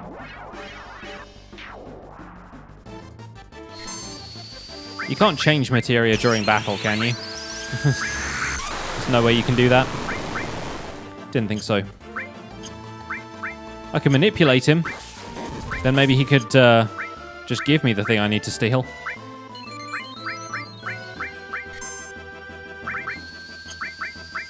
Or maybe if there was an enemy skill that included stealing.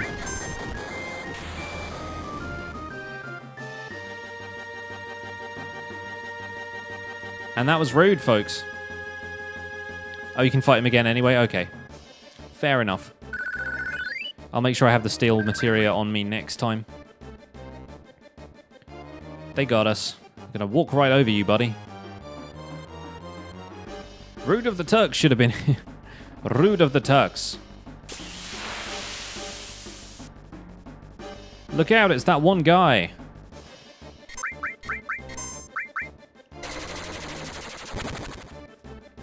What is a Harrier beam anyway? Can take off vertically.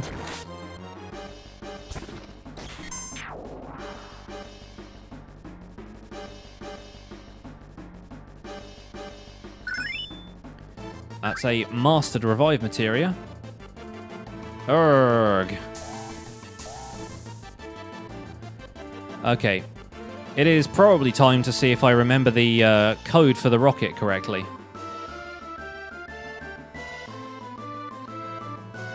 Don't spoil it for me in the chat. See if I remember. I don't have a PlayStation controller, but it should still be the same, unless they've changed it for the PC port.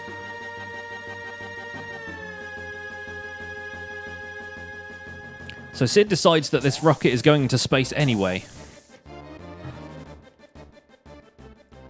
Generations of knowledge and wisdom are inside the materia. We're going to borrow their powers and save the planet.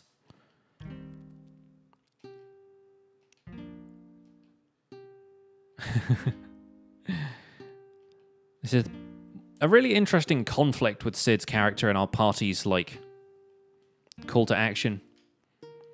Sid's like, no, the power of science can do it.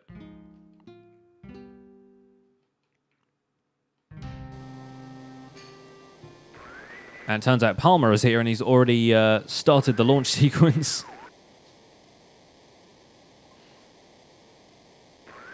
It turns out Shera was down there fixing it the whole time. But we get to see the rocket actually lift off. And this was one of the coolest things I'd seen in an RPG that's, you know, otherwise normally a little bit fantasy-inspired. They actually go into space. Also, realistic. Entirety of Rocket Town gets blown away. Probably everybody in close proximity to that launch site gets absolutely fried by this.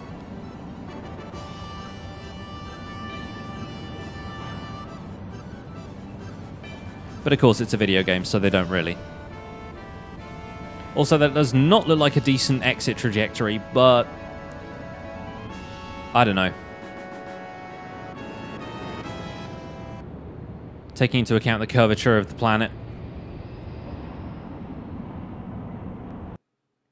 Goodness knows what's powering this thing. He finally made it to outer space. The course is set for a collision with Meteor.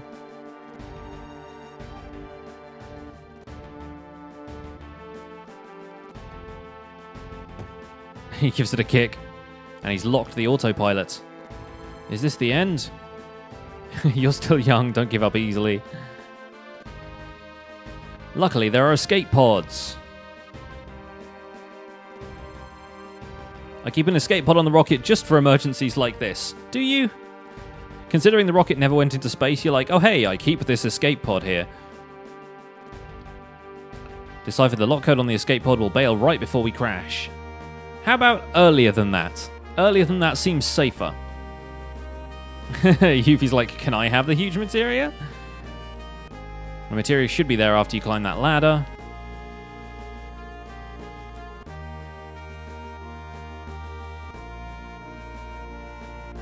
Maybe all I really wanted was just to go into space. Sid is basically that one personality sphere from Portal. I'm in space. So much space. Here it is. I finally found the huge materia. Finally, after climbing that whole ladder. There's the control panel. Try and operate it.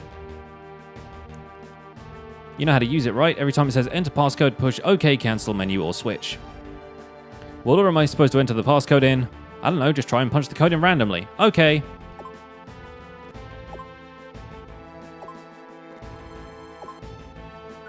Nailed it. I remember that. I can't believe I remembered that. Got a passcode in a single try. He must have known the passcode. If not, it's impossible. It's going to be like in Metal Gear Solid. The codec frequency is on the back of the box.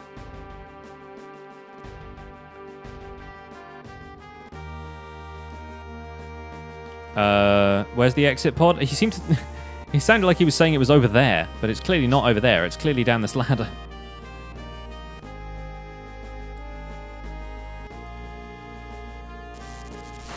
Oh no! Turns out the engine nearly blew up there. And Sid's leg is stuck in the debris. And we could almost have just left him here under what basically looks like a duvet. Turns out Shera should have fixed that tank altogether.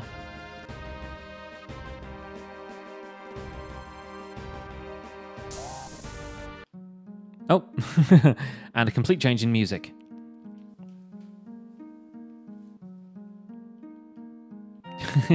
He's like, I'm sorry for swearing at you when you're trying to save my life. Lucky the escape pod sits 4 people in it.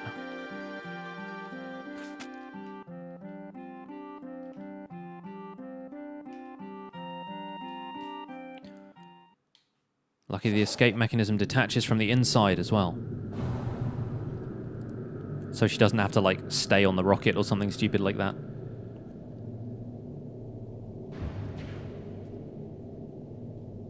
And we descended to Earth inside of a giant Pokeball. So this is outer space. Really here? Not for long though, Sid. Not for long.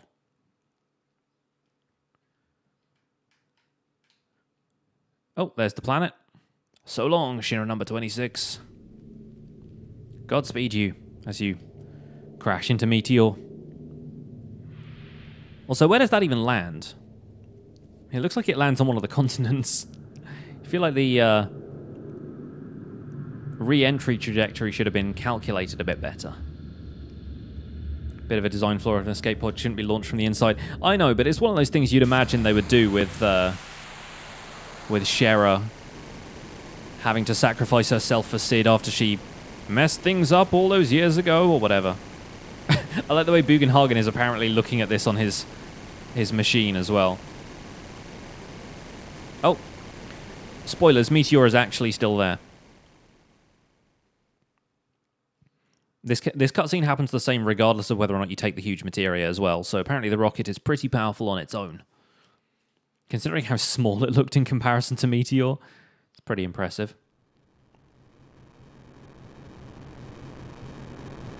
Look! Nope, Meteor is still there. In fact, it actually does a bunch of damage to Meteor, but the magic that controls Meteor kind of keeps it all together. So Meteor is gonna crash into the planet regardless because it's more than just a giant rock hurtling through space. It is, in fact, a magical giant rock hurtling through space. Also, it's really weird that the damage that the rocket does to Meteor is on, like, the opposite side to where Meteor is going to hit the planet. I'm like, did you just, like, double back on yourself there or what? It's very odd. Everyone falls to their knees. No! It should have been me! Well, that didn't work, did it? Rufus and the others' plan was a failure. Hey, CN, thank you for the host. Kinda hoped it would work. Been bothering them as much as we can, but there ain't no other way. Wonder if we've been wrong all this time. No, we can still win. Don't worry, think! Don't think, act! Things start falling apart. Sid's like, yeah, I've been thinking about this and that.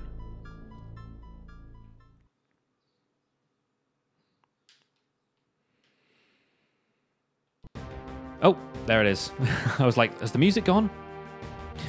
No worries, CN. Thank you for stopping by. Good to see you in the chat, as always. Sid's all like, we should go somewhere else. This planet's still a young child. Someone's got to protect it. And that's us. The real Avalanche. Barrett is like, oh, touched by that.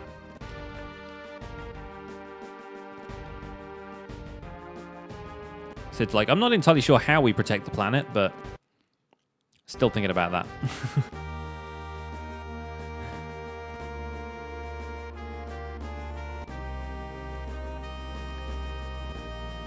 Did you hear something?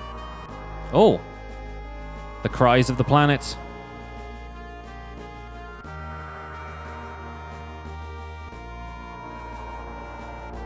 Yeah, I'm sure my granddad will be able to tell us something helpful.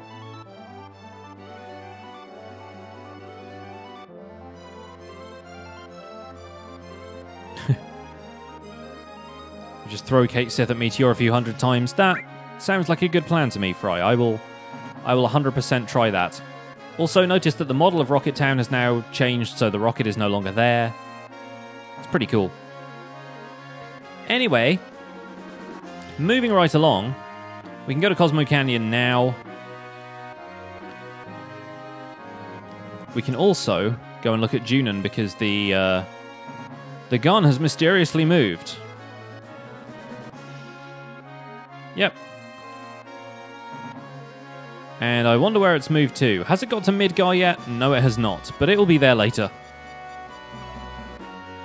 We could also go adventuring in the sub now.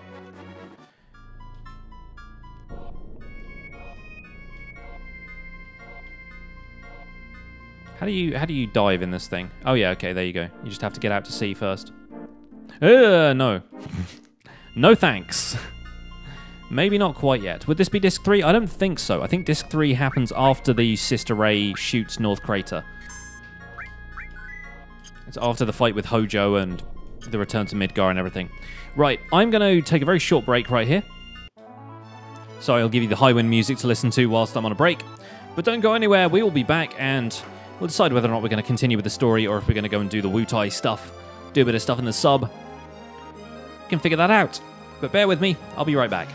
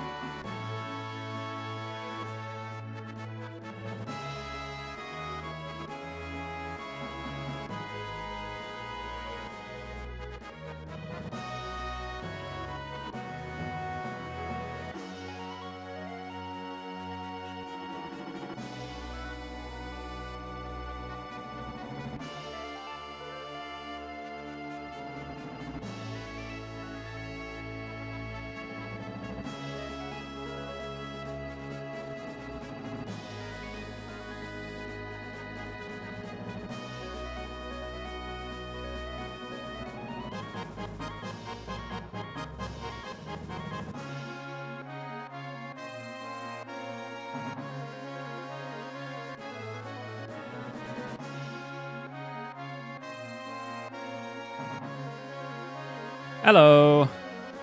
Welcome back. I have an apple. I do not have a pen or a pineapple, though, so just this. You have to excuse me chewing a little bit. But I figure we can do some side questy stuff. For a start, I kind of want to go to the waterfall. So let's do that.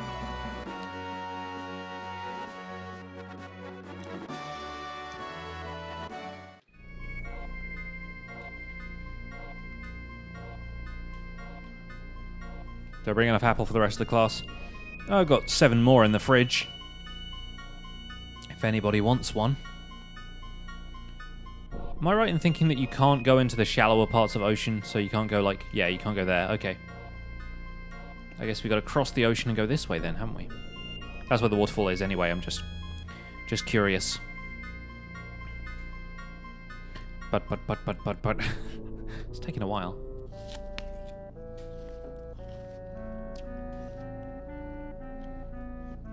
I'll put the kettle on fry.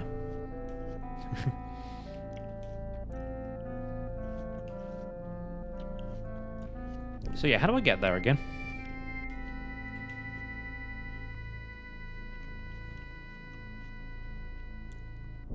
Is it one of those things where I have to go to the seabed and then come back up? I know that's how you get the Key of the Ancients, which is also around here somewhere. Oh, there's the crashed Jelnica thing. Mission quest thing. Underwater tunnel by the river. Okay, gotcha.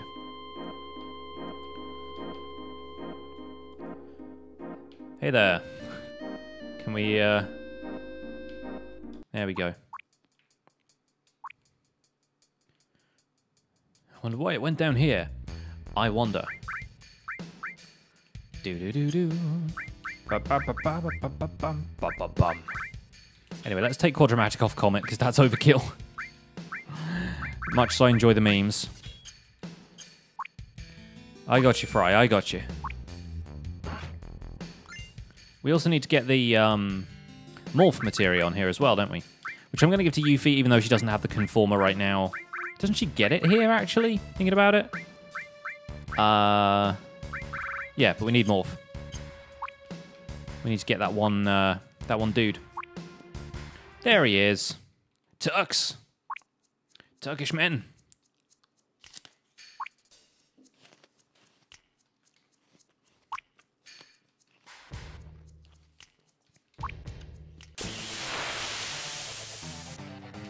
Let's do this.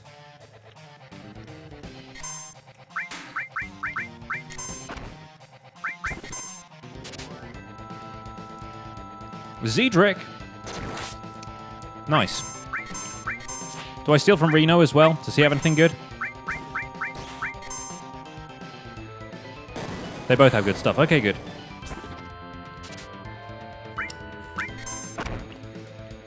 Ow.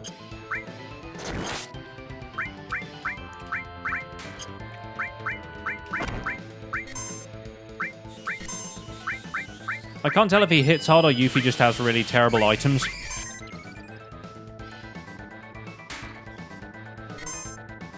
Oops.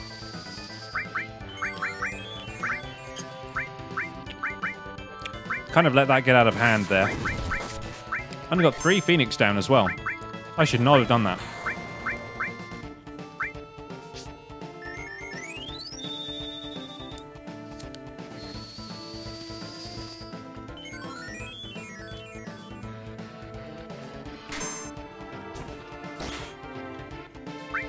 Toady, thank you for the follow.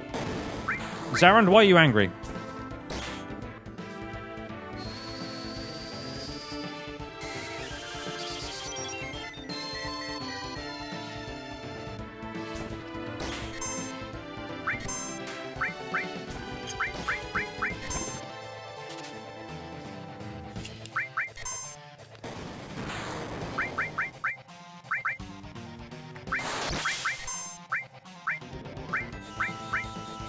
Oh no. Yeah, I was wondering what the outcome of that game was.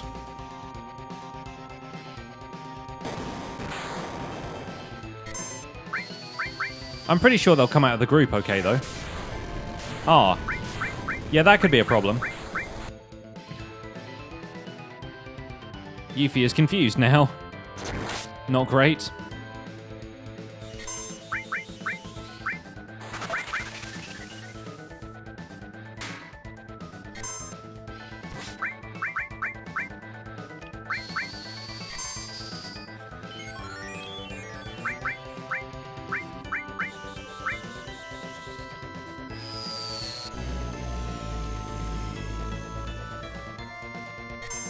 I'm good, thanks, Amatalia. How are you? You smashed a vase? I hope it wasn't an expensive one.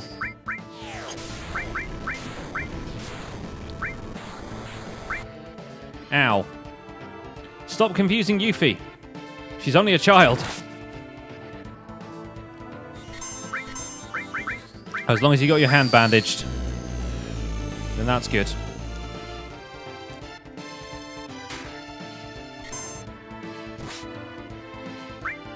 Okay, Yuffie just hit herself. That makes things a little easier.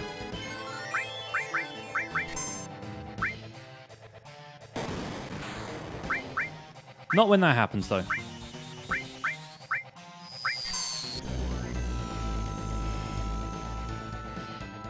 Ow.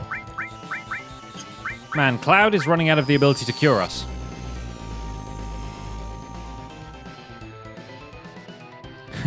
We are pretty tough. Somehow we keep being confused.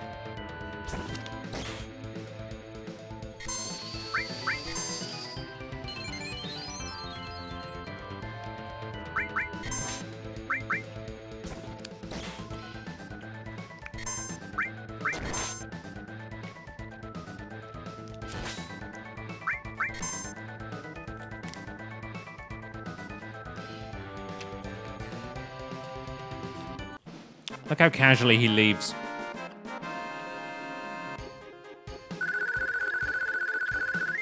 Nice.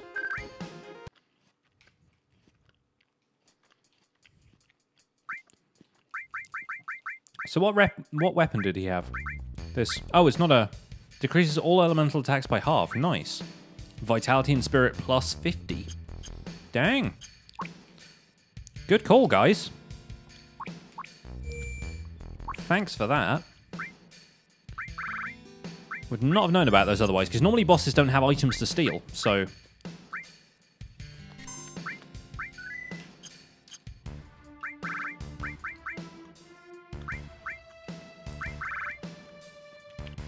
Okay, no materia slots, though. So that's for a Tifa build where she doesn't have any materia and she's just physical. I mean, it doesn't have to be Tifa, but it could be.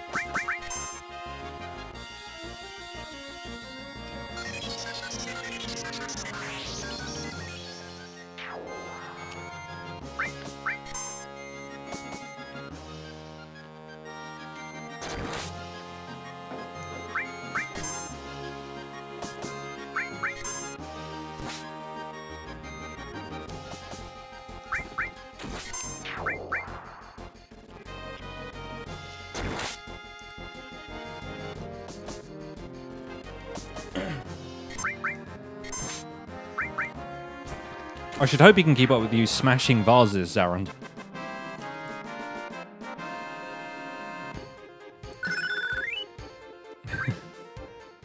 But yeah, that's kind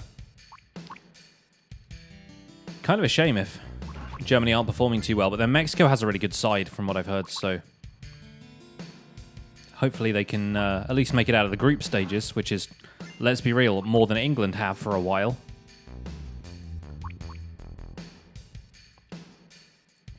This is terrible. It's all messed up. The Hades materia. There it is. One of these has Conformer in it.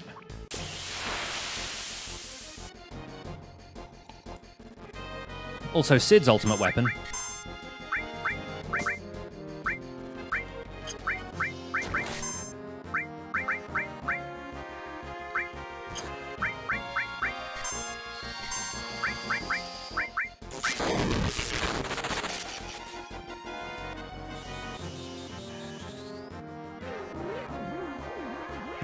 You don't smash vases all the time. Well, that's good to hear. At least you're not making a habit of it.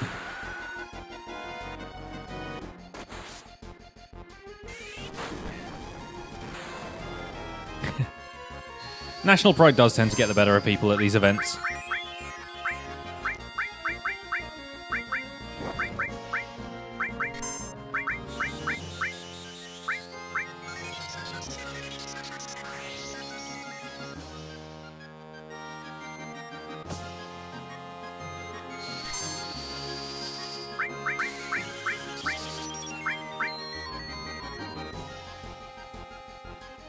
We're rubbish and most of us know we are. I think, yeah, being self-aware and self-deprecating is part of the British national identity now.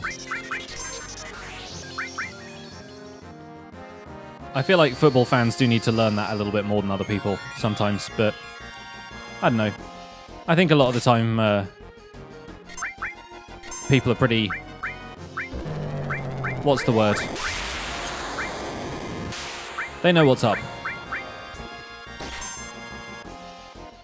They're pretty savvy about this stuff.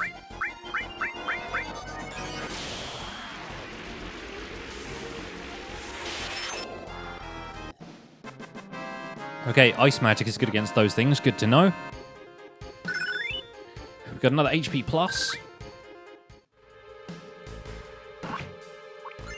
Only watch European and Worlds. Yeah, I'm kind of the same.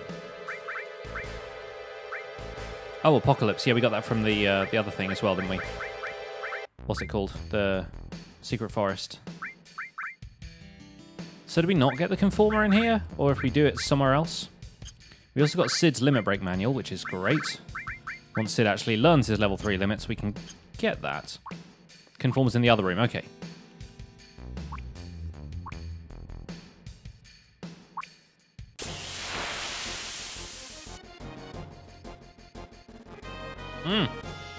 Oh yeah, these guys. Possibly the only person that wouldn't have been affected by that. Good job.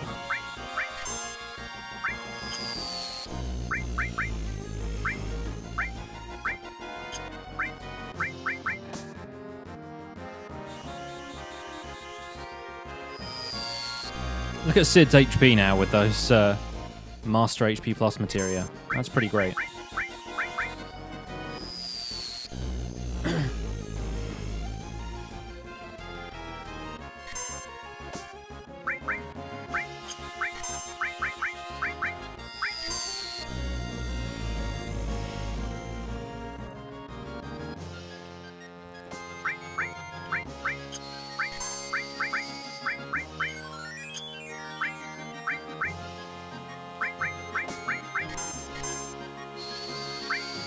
Of course he has to get his limit break once I've already queued up an attack.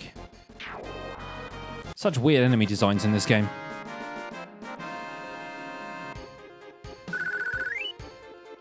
Yeah, they always manage to hit the one guy who's immune. Is the Conformer back here? When you say it's in the other room, did you mean this room? He's not going to be like, what's this on the floor? Or is there another room further down into the sub? I can never remember.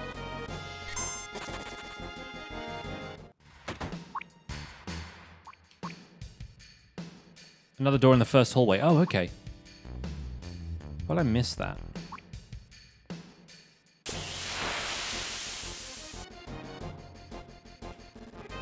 Ah.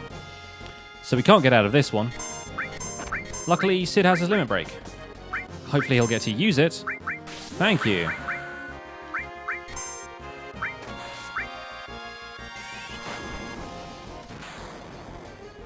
Yeah.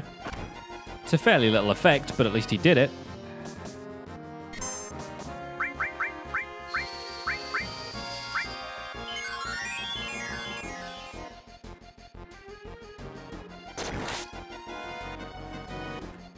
Could have been better. This'll be good, though.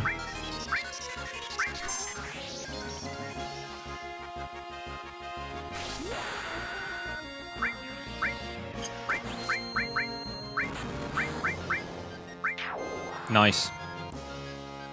Evil poison. Is there any other kind? Really?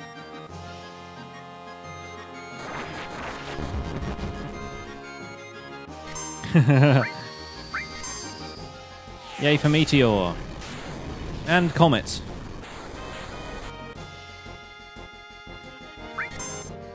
These guys have a lot of HP. Or maybe I'm just not doing very good attacks, I don't know.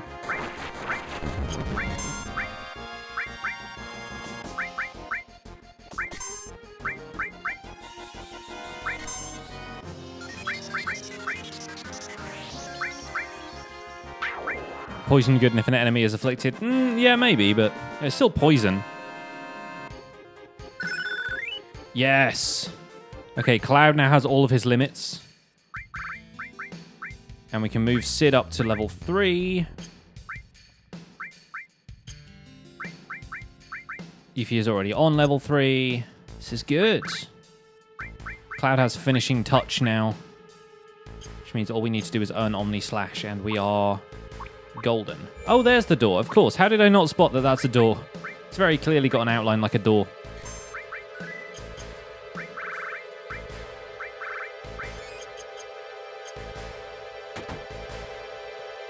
There it is. What is this place? Must be some kind of a research establishment because there's a Mako generator.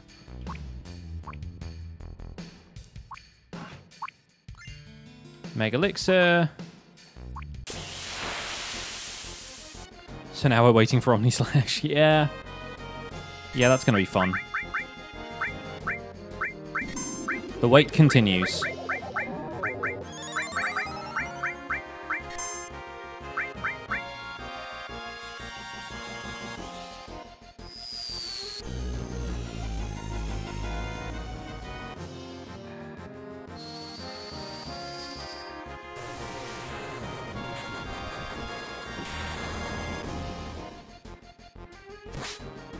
I'm really glad that when characters get confused, they don't use, like, really high-level magic and stuff. Like, Cloud doesn't start using Flare and Tornado on people.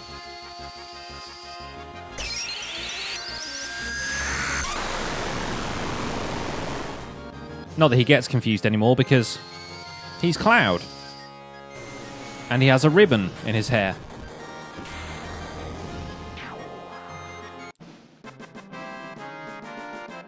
I wonder how they decided it was supposed to be a ribbon that protected you from all status ailments.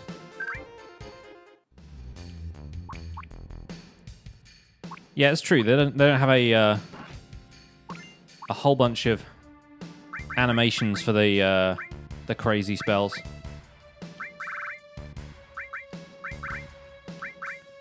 Man's armlet nullifies lightning, earth, water, and poison. Basically the equivalent of the Minerva armlet. 100 defense, though.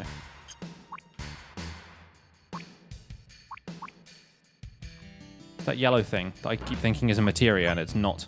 There's the conformer. And there's double cut. Hey. So if you junction slash all to double cut,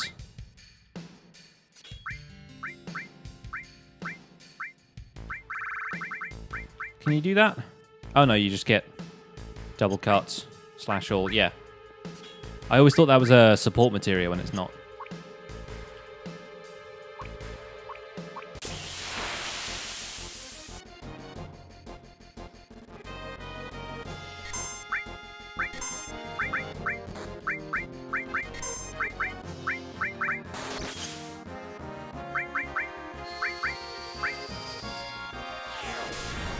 Yeah, I was trying to work out if you could do the same for...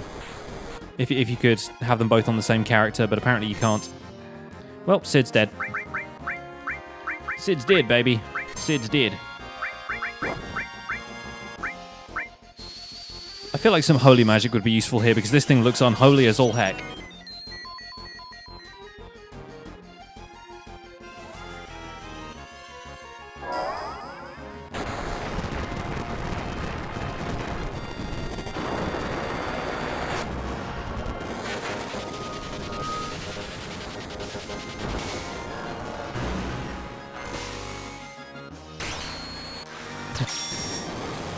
Not that holy, Fry.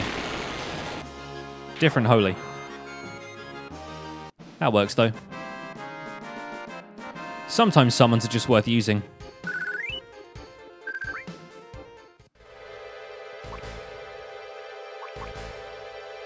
Yep. Okay, well, we're here. I guess I'll save, and we need to find the ghost ship. But now we can equip the Conformer on Yuffie, which has no materia growth, but is a little bit better at using Morph, if I recall correctly.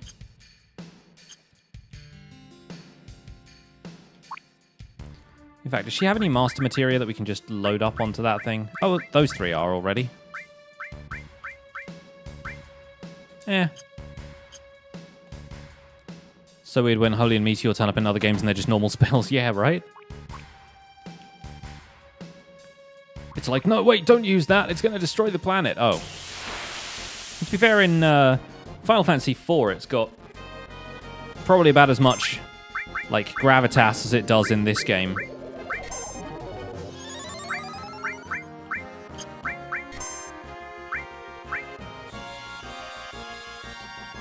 Because in FF4, it's the thing that kills Sage Teller, basically, is using Meteor.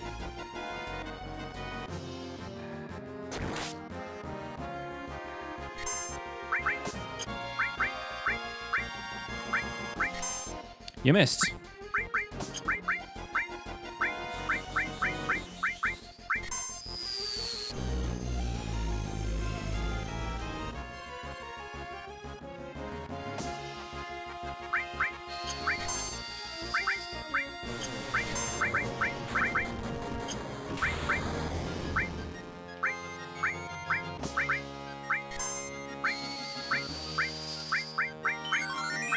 We'll try Fire 3, may as well.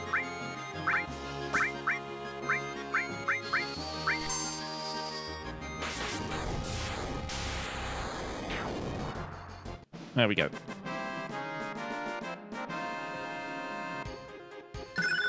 Hey, we got a full barrier materia as well. I might actually unequip that from Sid. He doesn't really use it much. Got that Master All. I wonder what else we can give to Sid right here. I know what we can give to Sid. There it is. Also, Hades is a good one. Good one to have. And XP plus? Sure, why not? Enemy away decreases encounter rate. Decreases? Does it not eliminate it entirely?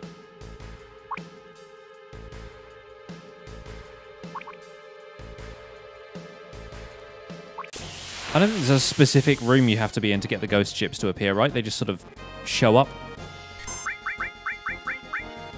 There it is. 250 MP. Let's use it. Sit back, grab yourself a cup of tea. This is going to take a while.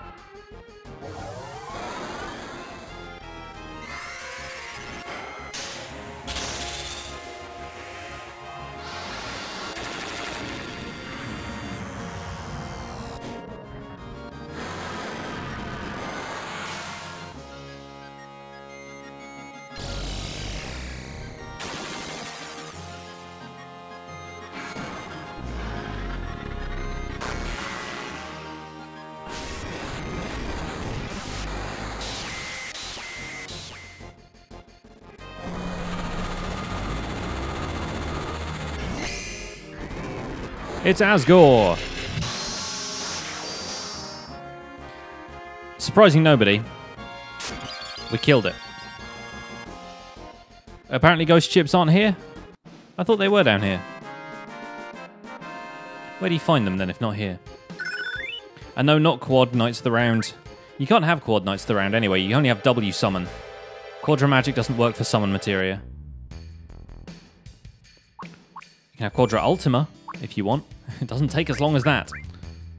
Anyway, that's for if you have 250 MP to spare and you just want to see something die.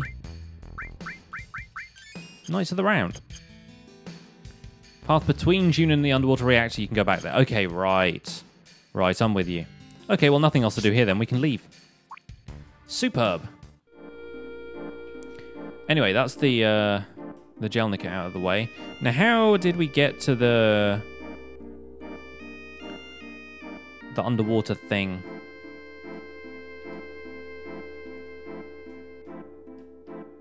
Da, da, da, da, da. There's like an underwater tunnel somewhere around. Is it this one? Do we go over here? Ooh.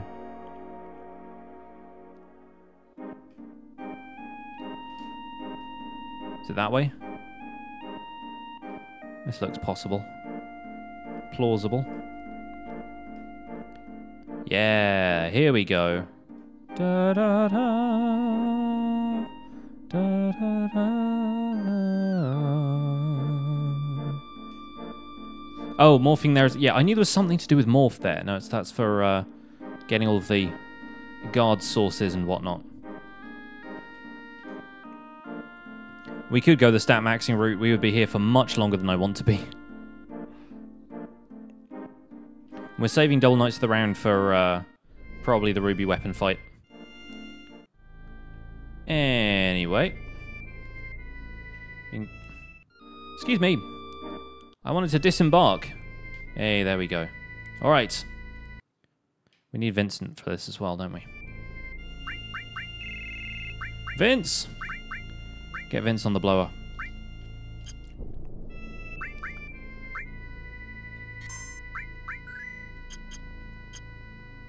Not even Ultimate Weapon? Nah. Ultimate Weapon's pretty easy. That voice, it can't be. Lucretia?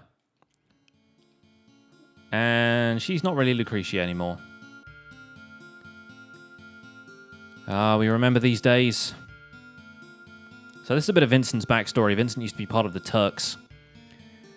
He was good friends with the Shinra Science Department at the time, which was formed of 3 individuals. Lucretia, Hojo, a very, very young Hojo, and Professor Gast.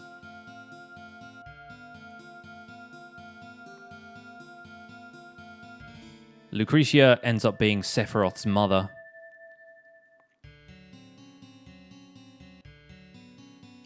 There she is rubbing her belly.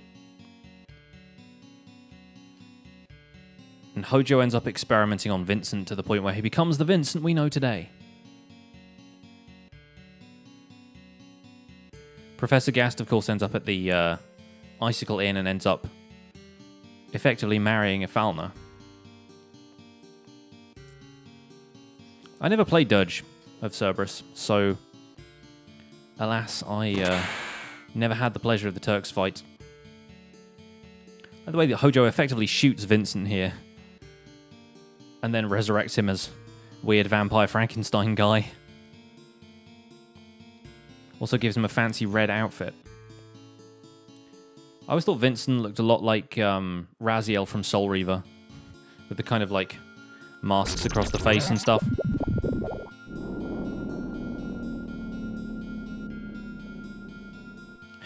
Yeah, I've heard Dirge isn't great. I've heard Crisis Core is good.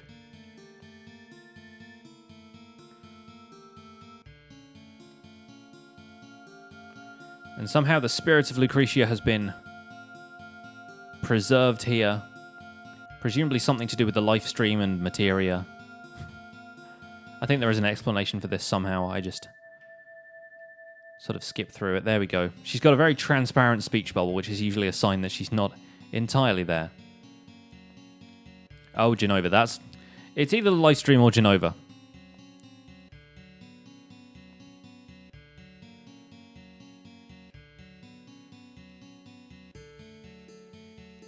Sephiroth is still kind of alive. Kind of. Physically like myself, he can't die so easily. Vincent's like, nope. He's dead. He just wants her soul to be at peace.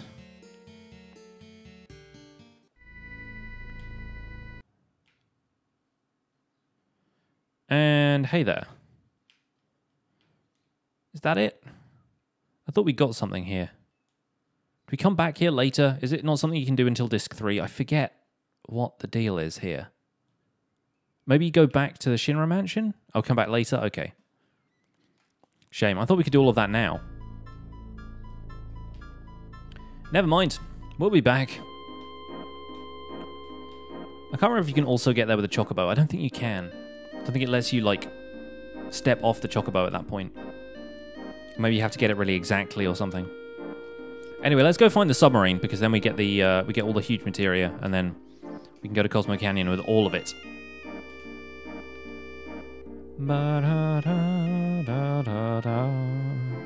I always like the underwater music here as well. It feels very kind of almost like ethereal, I guess.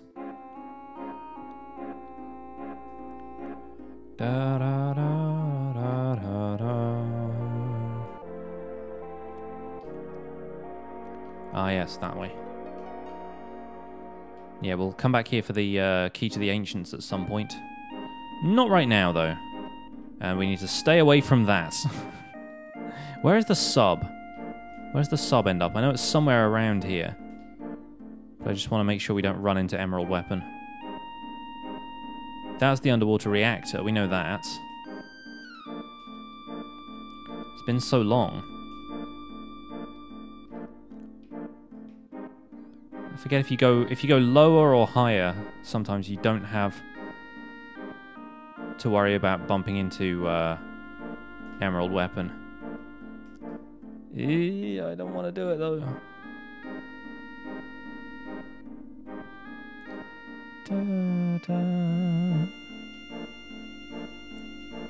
This little underwater forest bit over here. A kelp forest.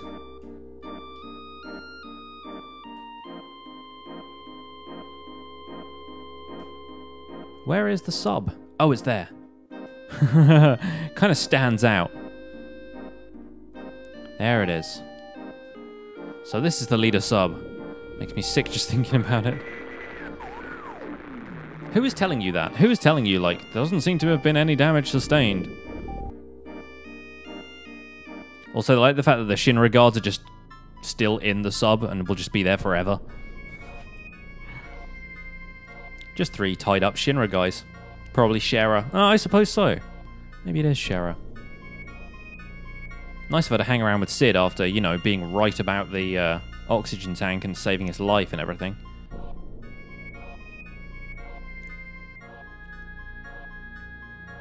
Good to have a scientist on the team, though. Anyway, that's that taken care of. Over to Cosmo Canyon then, I suppose.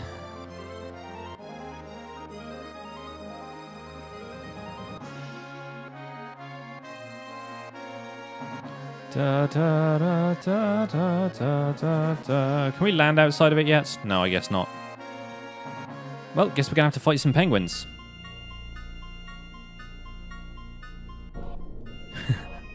That's true, that's true.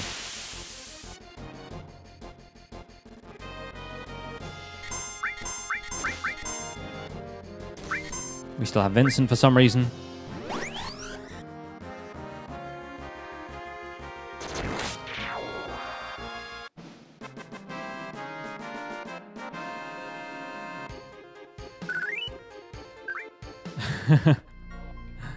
Shara is basically the sense materia. Hey, man. The unlucky star. It's a little bit more than an unlucky star at this point. It's more of a, you know, threat to the planet and everything that we live for. I love the fact that Turtles Paradise is advertising for somebody who can stand long hours of boredom. I wish all job adverts were that frank. Up the ladder? I can't remember where Oh yeah, you do go up the ladder to get to the observatory.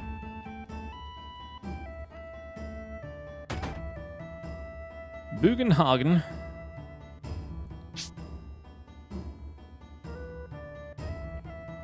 You can take a nap here, I guess. Or we can take a look at Meteor. See how it's getting on. Use the telescope. Thought you could use this. Kind of surprised if you can't, but... yeah, I don't even need to be in the other room. Isn't there also a thing over here somewhere?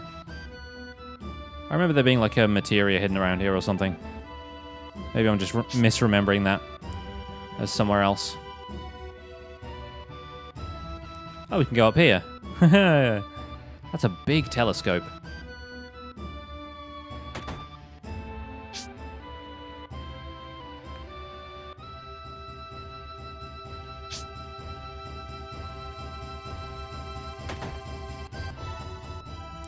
Hey man, how you doing? I wonder what that is he floats around on. Is that just a giant materia?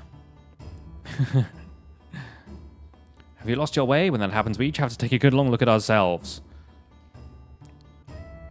I'm like, actually no, we just wanted you to keep hold of the huge materia.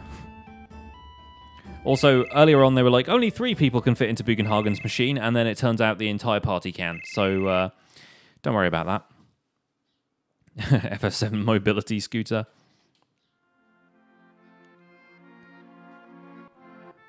They were like, what are we searching for? What's the deal? I remember Aerith a lot. Haven't remembered, you haven't forgotten. Aerith was right there all along, right by our side. The party seems to think they have unfinished business as far as Aerith goes, and she said she was the only one who could stop Sephiroth's meteor. But Aerith is gone. We ain't no ancients.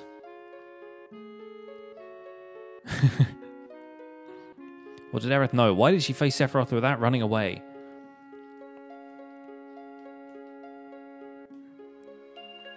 It's all very cryptic. Like, the way they talk about this stuff is not entirely clear. But basically, they're like, hey, remember that one time she went off to the Temple of the Ancients by herself, just left the party and was like, hey, I'll handle this.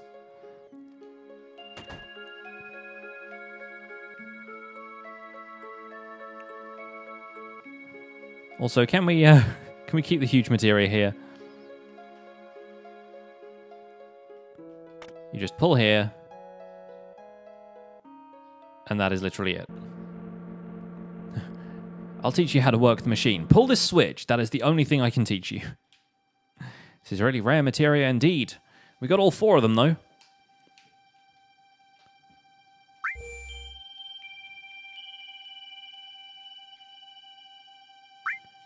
Which one do we look at? There it is.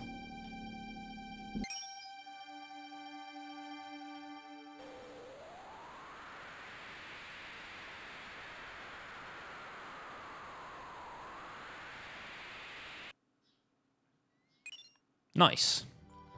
Bahamut 0.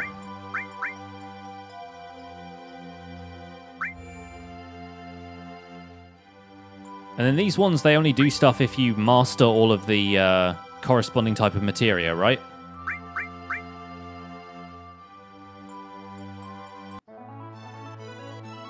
Yeah, you couldn't equip 8 of those on your bracelet. It's the biggest bracelet ever.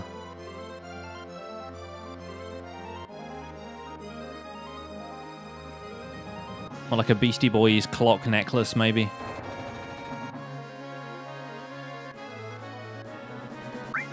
Heal me up, if you please.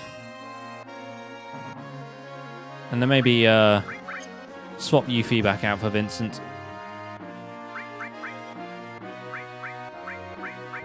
Oh, that's Tifa. Oops. There she is.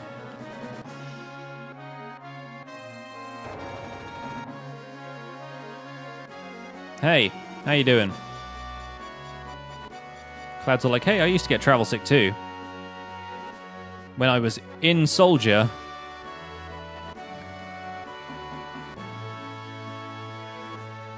According to my research, move around while you're riding, stretch sometimes. Trucks suck. Cloud 2018.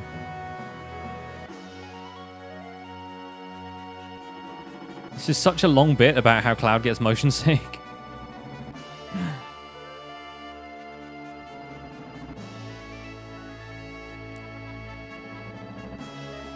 Alright, chaps. Cliff Climber, thank you for the follow. Oh, what is that noise?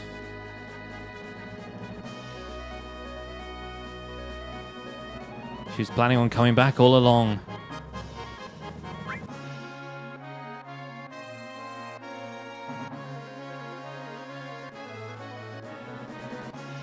When do all the weapons show up? Is it after the diamond weapon fight? I think it must be, right?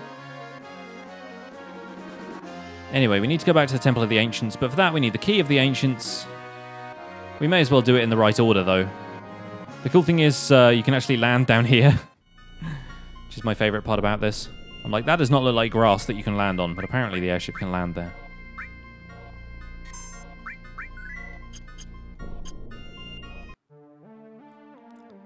Whoa, whoa, whoa, whoa, whoa, whoa. Central bit over here? Is that where the... Oh, no, it's the waterfall bit around this away.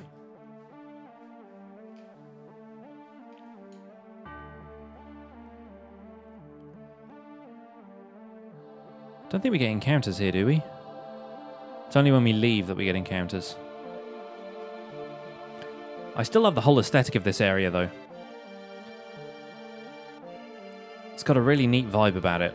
All the kind of seashell-looking stuff. The coral and everything. Aurora armlet. What does that one do? Drains cold attacks. Ah, useful. Not many materia slots, though. You can just equip an accessory that drains cold. We end up over there? Yeah, we do. Yeah, we do. What have you got for us, man? The knowledge of the ancients swirling around here is telling me one thing. The planet's in a crisis. A crisis beyond human power or endless time. When the time comes, we must search for Holy. The ultimate white magic. Magic that might stand against Meteor. Perhaps our last hope to save the planet from Meteor.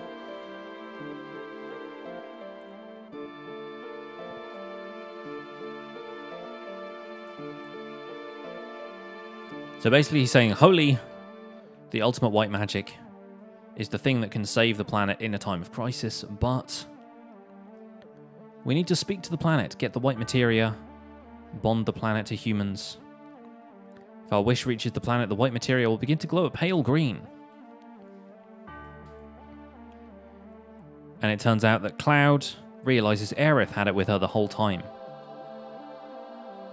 When she died, it fell. And it's not like we have, you know, a submarine or anything we could go and get it with.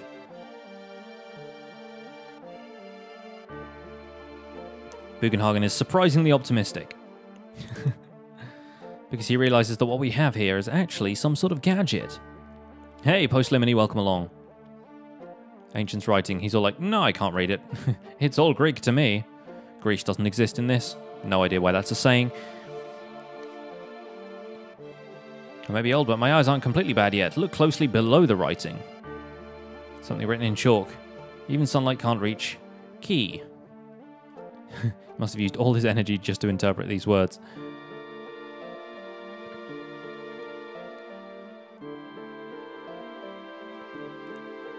A place where even sunlight won't reach is where the key is.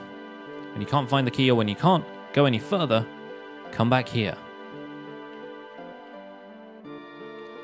So we know where to get the key from. Something else we need the submarine for. I think this is a quick way out of here. Isn't it? I'm pretty sure there's another exit to this place. So it's in Newcastle, where the sun never shines. I thought there was like a second exit to this place. A different way in. I think it leads to like a different part of the same room, but yeah, that one on the right-hand side there. Anyway, let's go. We can go back to the sub. Find that key.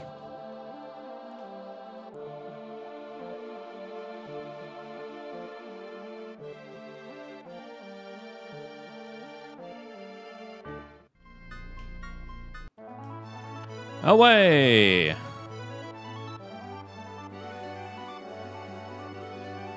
Now where do we leave that submarine? Oh yes, over here. The flashing pink dot. Dive, dive, dive. In before weapon is like right there. Yeah, there it is. Get away.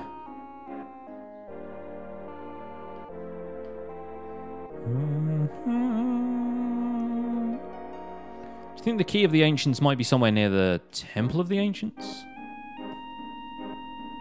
I forget exactly where the tunnel that contains the key is, but I think it's around here somewhere. It's not anywhere near the crashed sub. Da, da, da, da, da.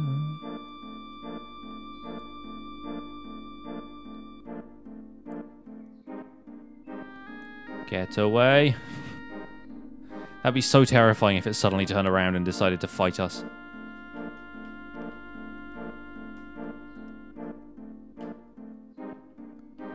Is it over here? No, that's the Jelnica. There's another place where there's a tunnel in the rock. It's like stored underneath one of these continents. I forget which one. Maybe it's directly under the Temple of the Ancients over this way. Oh, not the Temple of the City of the Ancients. Like immediately north of here. The sub travel's really slow.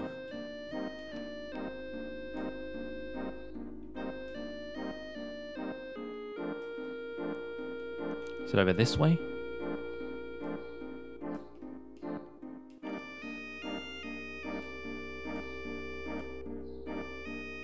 Nope, doesn't look like it. Although we doubled back that way before to get to the other tunnel. Is it over here? Aha! There it is. It's like the key to a music box. Hey! Post Limony, thank you for the lucky 7s. 777 bits. And folks in the chat, enjoy your football cheer motes.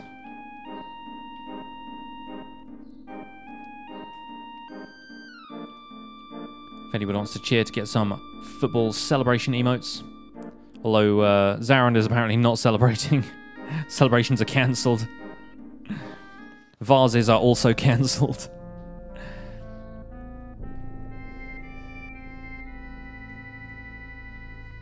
Thank you so much for the bits.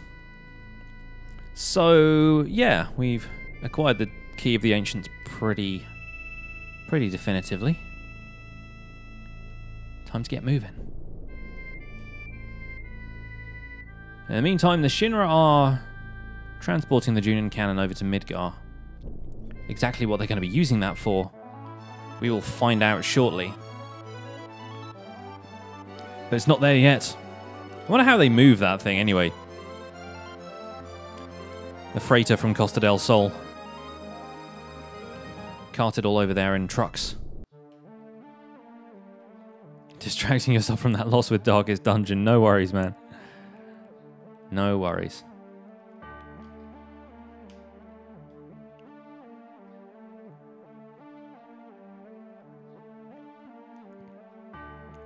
Ba, ba, ba, ba, ba. Love the music in this place.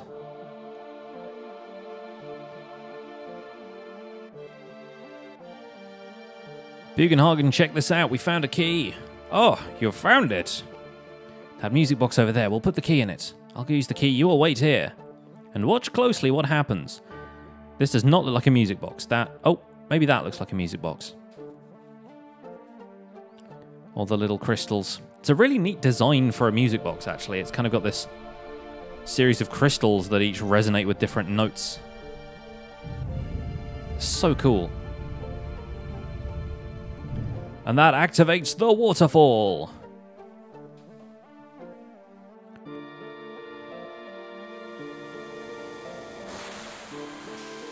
And this is the neatest part of this whole thing. The waterfall acts as a projection screen. Technology! Hope may be inside, or not. It's just a screen to project an image. Look at the image of the projected on the screen of the water. And guess who it is?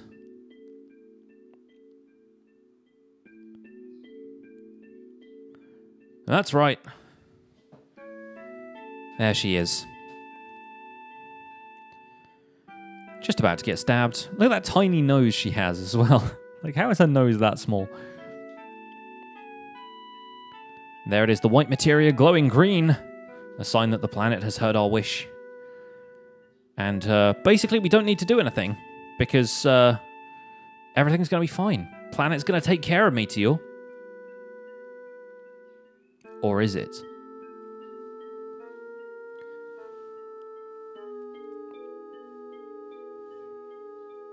It's glowing. It's pale green. It's gonna be a boy. Wait, no. What? Aerith has already played for Holy. She was playing for Holy the entire time. She said she was the only one who could stop Sephiroth, and to do that, there was a secret here. That was Holy. That's why she had the white materia. She knew about Hera and knew what she had to do.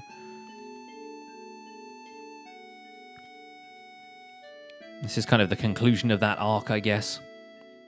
Not... She calls him Dorcas. This was written in 1997, and she calls him Dorcas. It's so funny. My wife calls people Dorcas. That's great. Flower Girl gave us a big chance. It'd be sad if we didn't finish it. Sid and Aerith must have spent so little time together, considering how events take place in this game, but hey. How come Holy isn't moving? Something's getting in the way. And apparently the only thing that could stop Holy from saving the planet right now is the will of Sephiroth. Because Sephiroth is just so darn good, apparently. You remember when the Junon cannon disappeared? Actually, Rufus moved it. Rufus wants to destroy Sephiroth with it. The cannon operates on Huge Materia, but the Huge Materia has already been used in the rocket plan. So since the cannon's useless right now, he decided to move it to a place where materia, no, where Mako is gathered. And where is that? Well, you kind of started the game there, Cloud. You should probably know that. Neo Midgar is here. It's basically Midgar, but with a big gun on it. The iconic Shinra building. Plus cannon.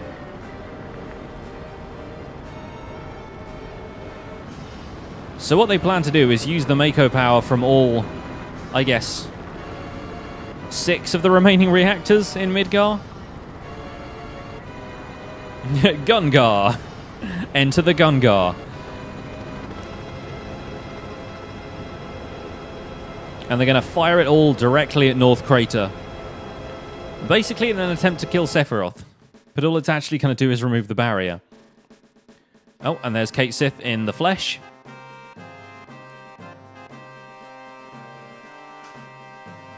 The whole idea that Meteor will disappear if we defeat Sephiroth is all wrong. Will the shells really reach the northern border? Well, Midgar is pretty close to the North Continent, so it sort of makes sense. This new weapon is called the Sister Ray. For no apparent reason, except it sounds cool, I guess.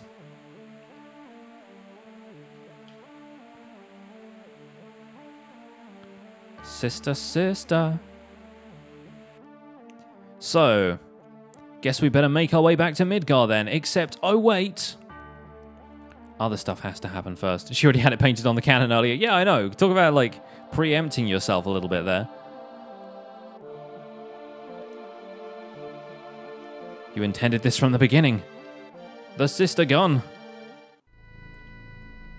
Well, let's get back in the high wind. Oh, wait.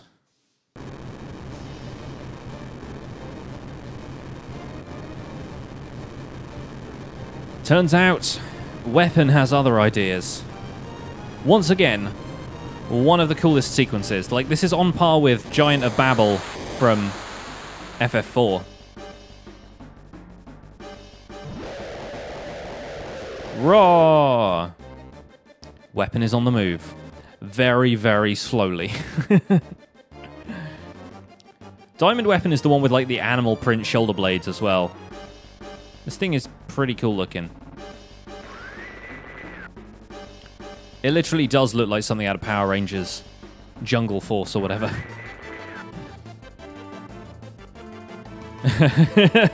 Stay Puft, that is such a read.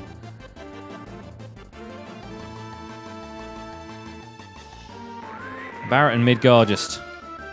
It's like throw money at the problem, except just add a gun.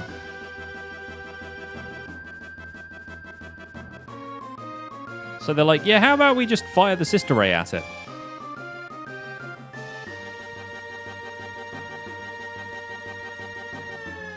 Hi.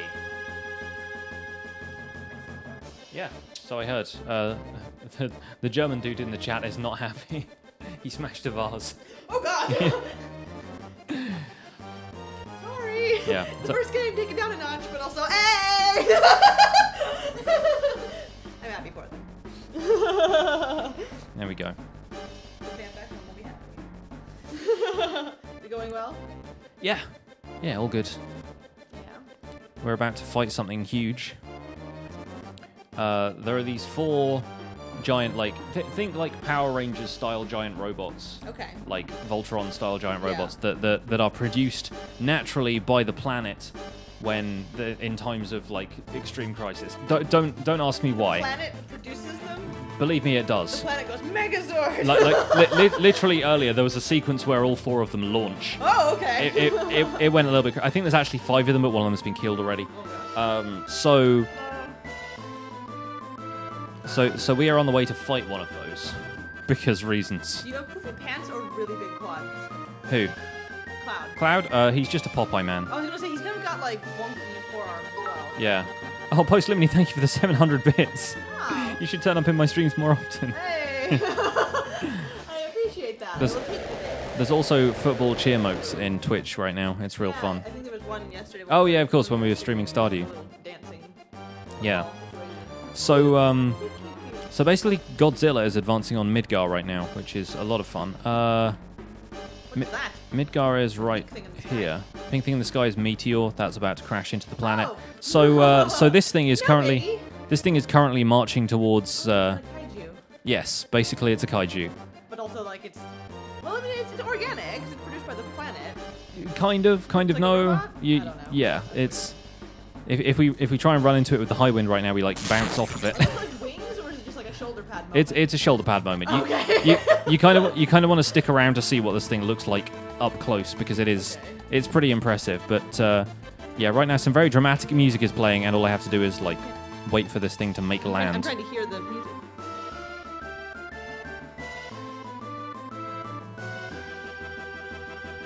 It's very frantic. Yeah, exactly. And still waiting. We just gotta wait for it on the beach. The shoulder pads are heavy. They take a little while to lug over Yeah, they're pretty hefty. to your present location. Doing his best. Mhm. He looks like a little lopsided. Like you're like, oh gosh. It's the slow walk. Got them big old... It's like the combination shoulder pads and ears. Yeah, everyone's just like tapping their feet in the chat.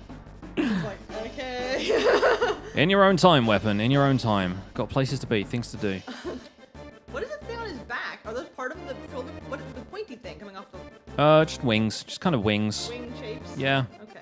They had to fly earlier. It's kind of like a cape. Big old cape. Anyway, now this thing has made land. It basically stands on the shore and roars for a little bit. And I'm going to save because I am a little bit worried about this, even though it's usually a pretty straightforward fight.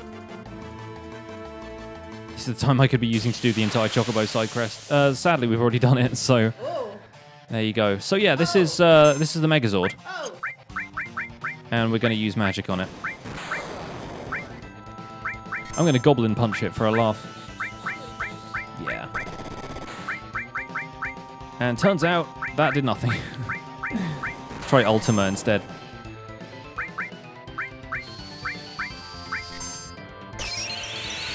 Got to cast some big old magic on it. Yep, turns out that did a whole lot as well. They like, it's like it's like a job. You know what I mean? Like it's like the job like an alligator almost. You know what I mean? Yeah. It's like alligator mouth. There's a lot of animal inspirations went into this thing. There's a cutscene in a minute where it's like full motion video, and I think it has like leopard print on the shoulder pads. What? Yeah, it's a lot. Okay. 97, I think. Also, Sid is doing something to it right now. Yeah, I was like, I don't know what's... Proportional attacks. Yeah, just washing it out. Probably feeling swampy from your way through the sea. I could use Knights of the Round on it, but I'm not going to because that's just going to take ages.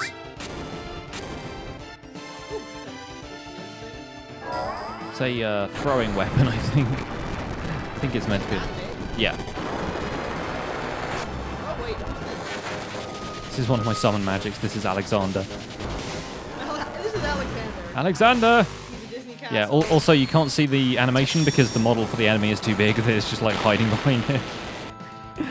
There we go. Okay. Yeah, that was holy magic, by the way, just so you know. That wasn't evident.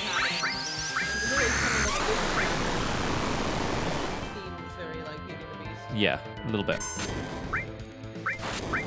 Let's see if I can steal anything from this.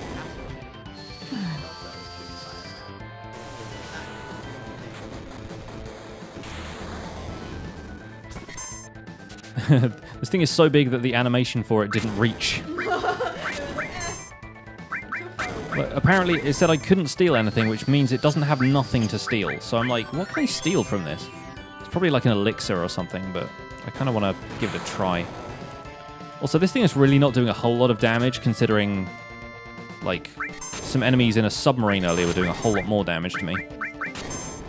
Yeah, I'll walk it off.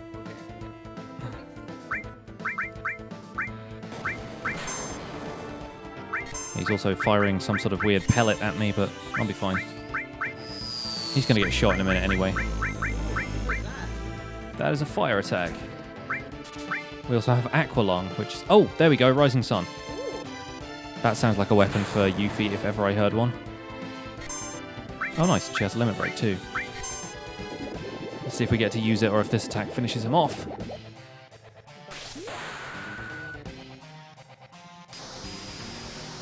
Here we go.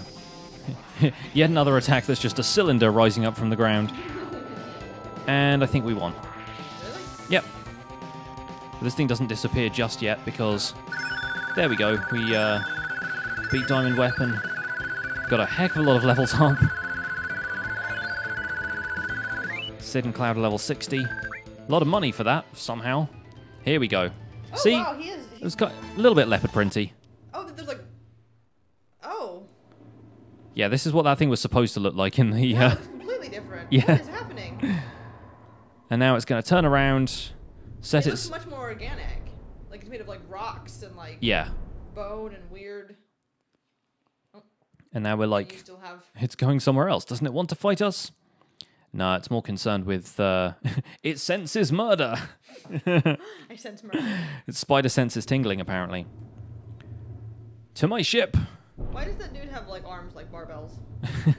This was an early PlayStation game. It's a lot. His forearms are... Oh. How does his elbow even support Meanwhile, that? in exactly the same place. Something big. I'm talking really big's coming.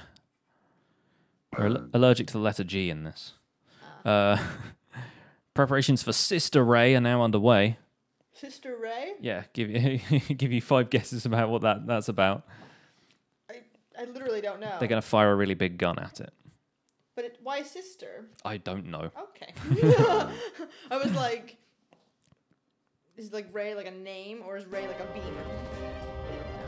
Sister Raymond.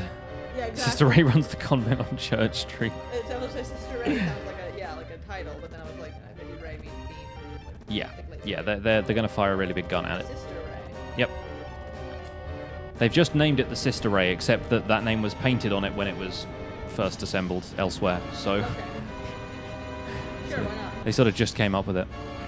So yeah, they basically turned the entire city and its like industrial reactors into a giant gun, and they're like, hey, let's fire this.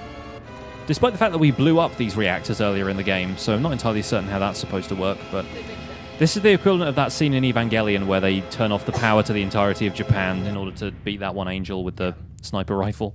And to be fair, like the planet birthed little robot things, big robot things. So I'm certain they could figure out some justification for repairing the reactors. I expect so. I expect so. So this is happening.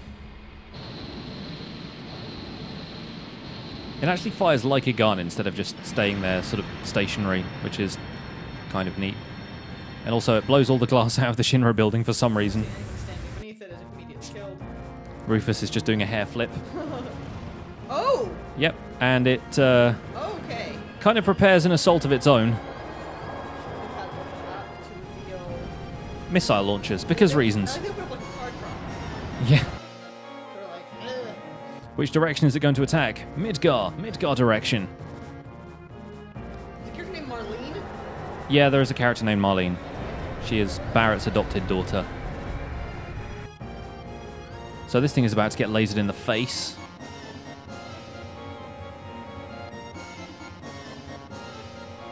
It's going to do a bit of a dramatic cut. Zing! Yeah. Like, help. And that, friends, is how you defeat an angel. Go for the core. Check out those feet, I though. was gonna say, like, he's got like little chicken feet. Some Godzilla-style feet. Not little chicken feet, but you know what I mean. It went right through weapon. Bird adjacent dinosaur feet. And then the laser beam goes all the way to this crater on the northern side of the continent and does not defeat Sephiroth all by itself. It just removes the barrier. Oh. Convenient, though. Yeah. Helpful. So that means we can go and do the final dungeon if we want to. Two birds, one stone. Sir, weapon's been defeated. The barrier has disappeared. A mass of high-density energy is heading towards Midgar. Yeah, because the thing that attacked still kind of attacked. It attacked around the laser beam, quite conveniently. And here goes Rufus.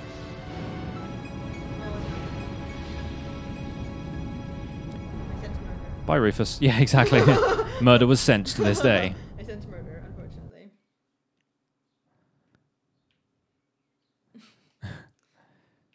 Northern Cave, let's go see what happened to it. Level 14 pilot. I watched that in a long time. I feel like it's just emotionally draining. Yeah, Ava is always a little bit like, And whenever the next movie will come out in yeah, a decade or something. 2024. There's the Chocobo Sage's house, right close to the thing that's going to end the world up here. So yeah, North Crater is... Sephiroth's energy barrier is gone. And there's nothing stopping him making another one, except, you know, doesn't want to get shot again or something. Who is that? The thing that the Moogle's on. That is a robot piloted by a member of the Shinra Corporation. The robot, like pre-Baymax. See this guy in the blue suit? He is controlling this robot somehow. Oh. No idea how. Maybe he's got like a PlayStation controller in his pocket or something. And the people he's in a board meeting with are like, wait a second, why are you talking like you're talking to a completely different group of people somewhere else?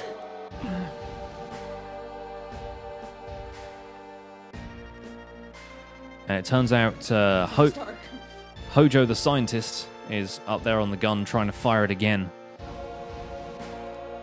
Trying to wrangle something with it anyway. Use the whole... I'm pretty sure various people have dabbed in some of these animations as well. Yes, I will check out the Rising Sun item. I imagine it's a weapon for Yuffie, or at least something that you can throw. Hojo, stop! The cannon! No! Midgar itself! Nay! Midgar itself!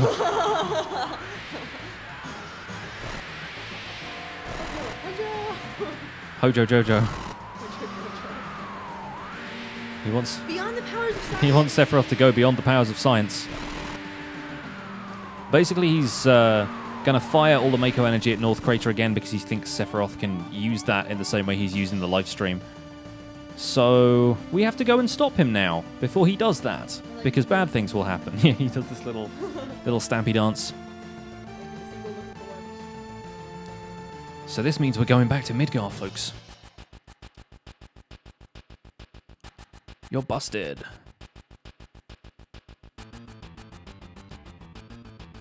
Like how the vampire member of the cast is just kind of chilling in the corner. How come the dudes with like the little orange vests and blue outfits don't have like weird bulbous forearms? They kind of do. Their models are just slightly different. Just less extreme. Yeah. They're not heroic enough. They weren't former members of the Shinra military. Ah. I guess. I don't know.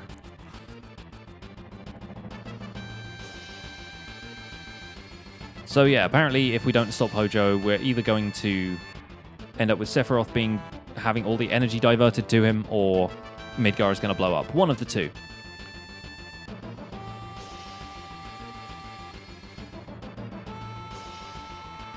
See, you did it again. Yahaha, kyahaha. And one of our party members is going to be arrested, but that's fine because he'll still be able to control his robot remotely. What technology is this? Why don't we have it yet? But you'll come, won't you? Like, yeah, we're planning on rescuing you, mate. It's fine. I guess. We're heading for Midgar. Although we might land on the way to take on some supplies. Also save the game. Yeah, we'll pop us down right here. We're headed for Midgar to save you. Except we're going to save the game first, and we're probably going to call the stream there, folks. That's going to be it. Cliffhanger, exactly. For those of you guys who have never seen this section of the game before. Well, thank you guys so much for being here. It's been a blast. And stick around for the raid, because we're going to find somebody out there who's streaming we can share the love with. Looks like Extra is streaming some Minecraft right now. He's in Minecraft 1.13 doing some vanilla creative building, so we will head over to him. Extra is a good friend of mine, so always nice to drop a raid on him. Thank you again for the support in the form of bits today. Very kind of everybody to donate the bits. And we'll be back on Tuesday to conclude this little arc and probably reach like Disc 3 levels of stuff, I think, at this point. But we still have some stuff to gather. We still have some limit breaks to get, some Omni Slash to farm, stuff like that.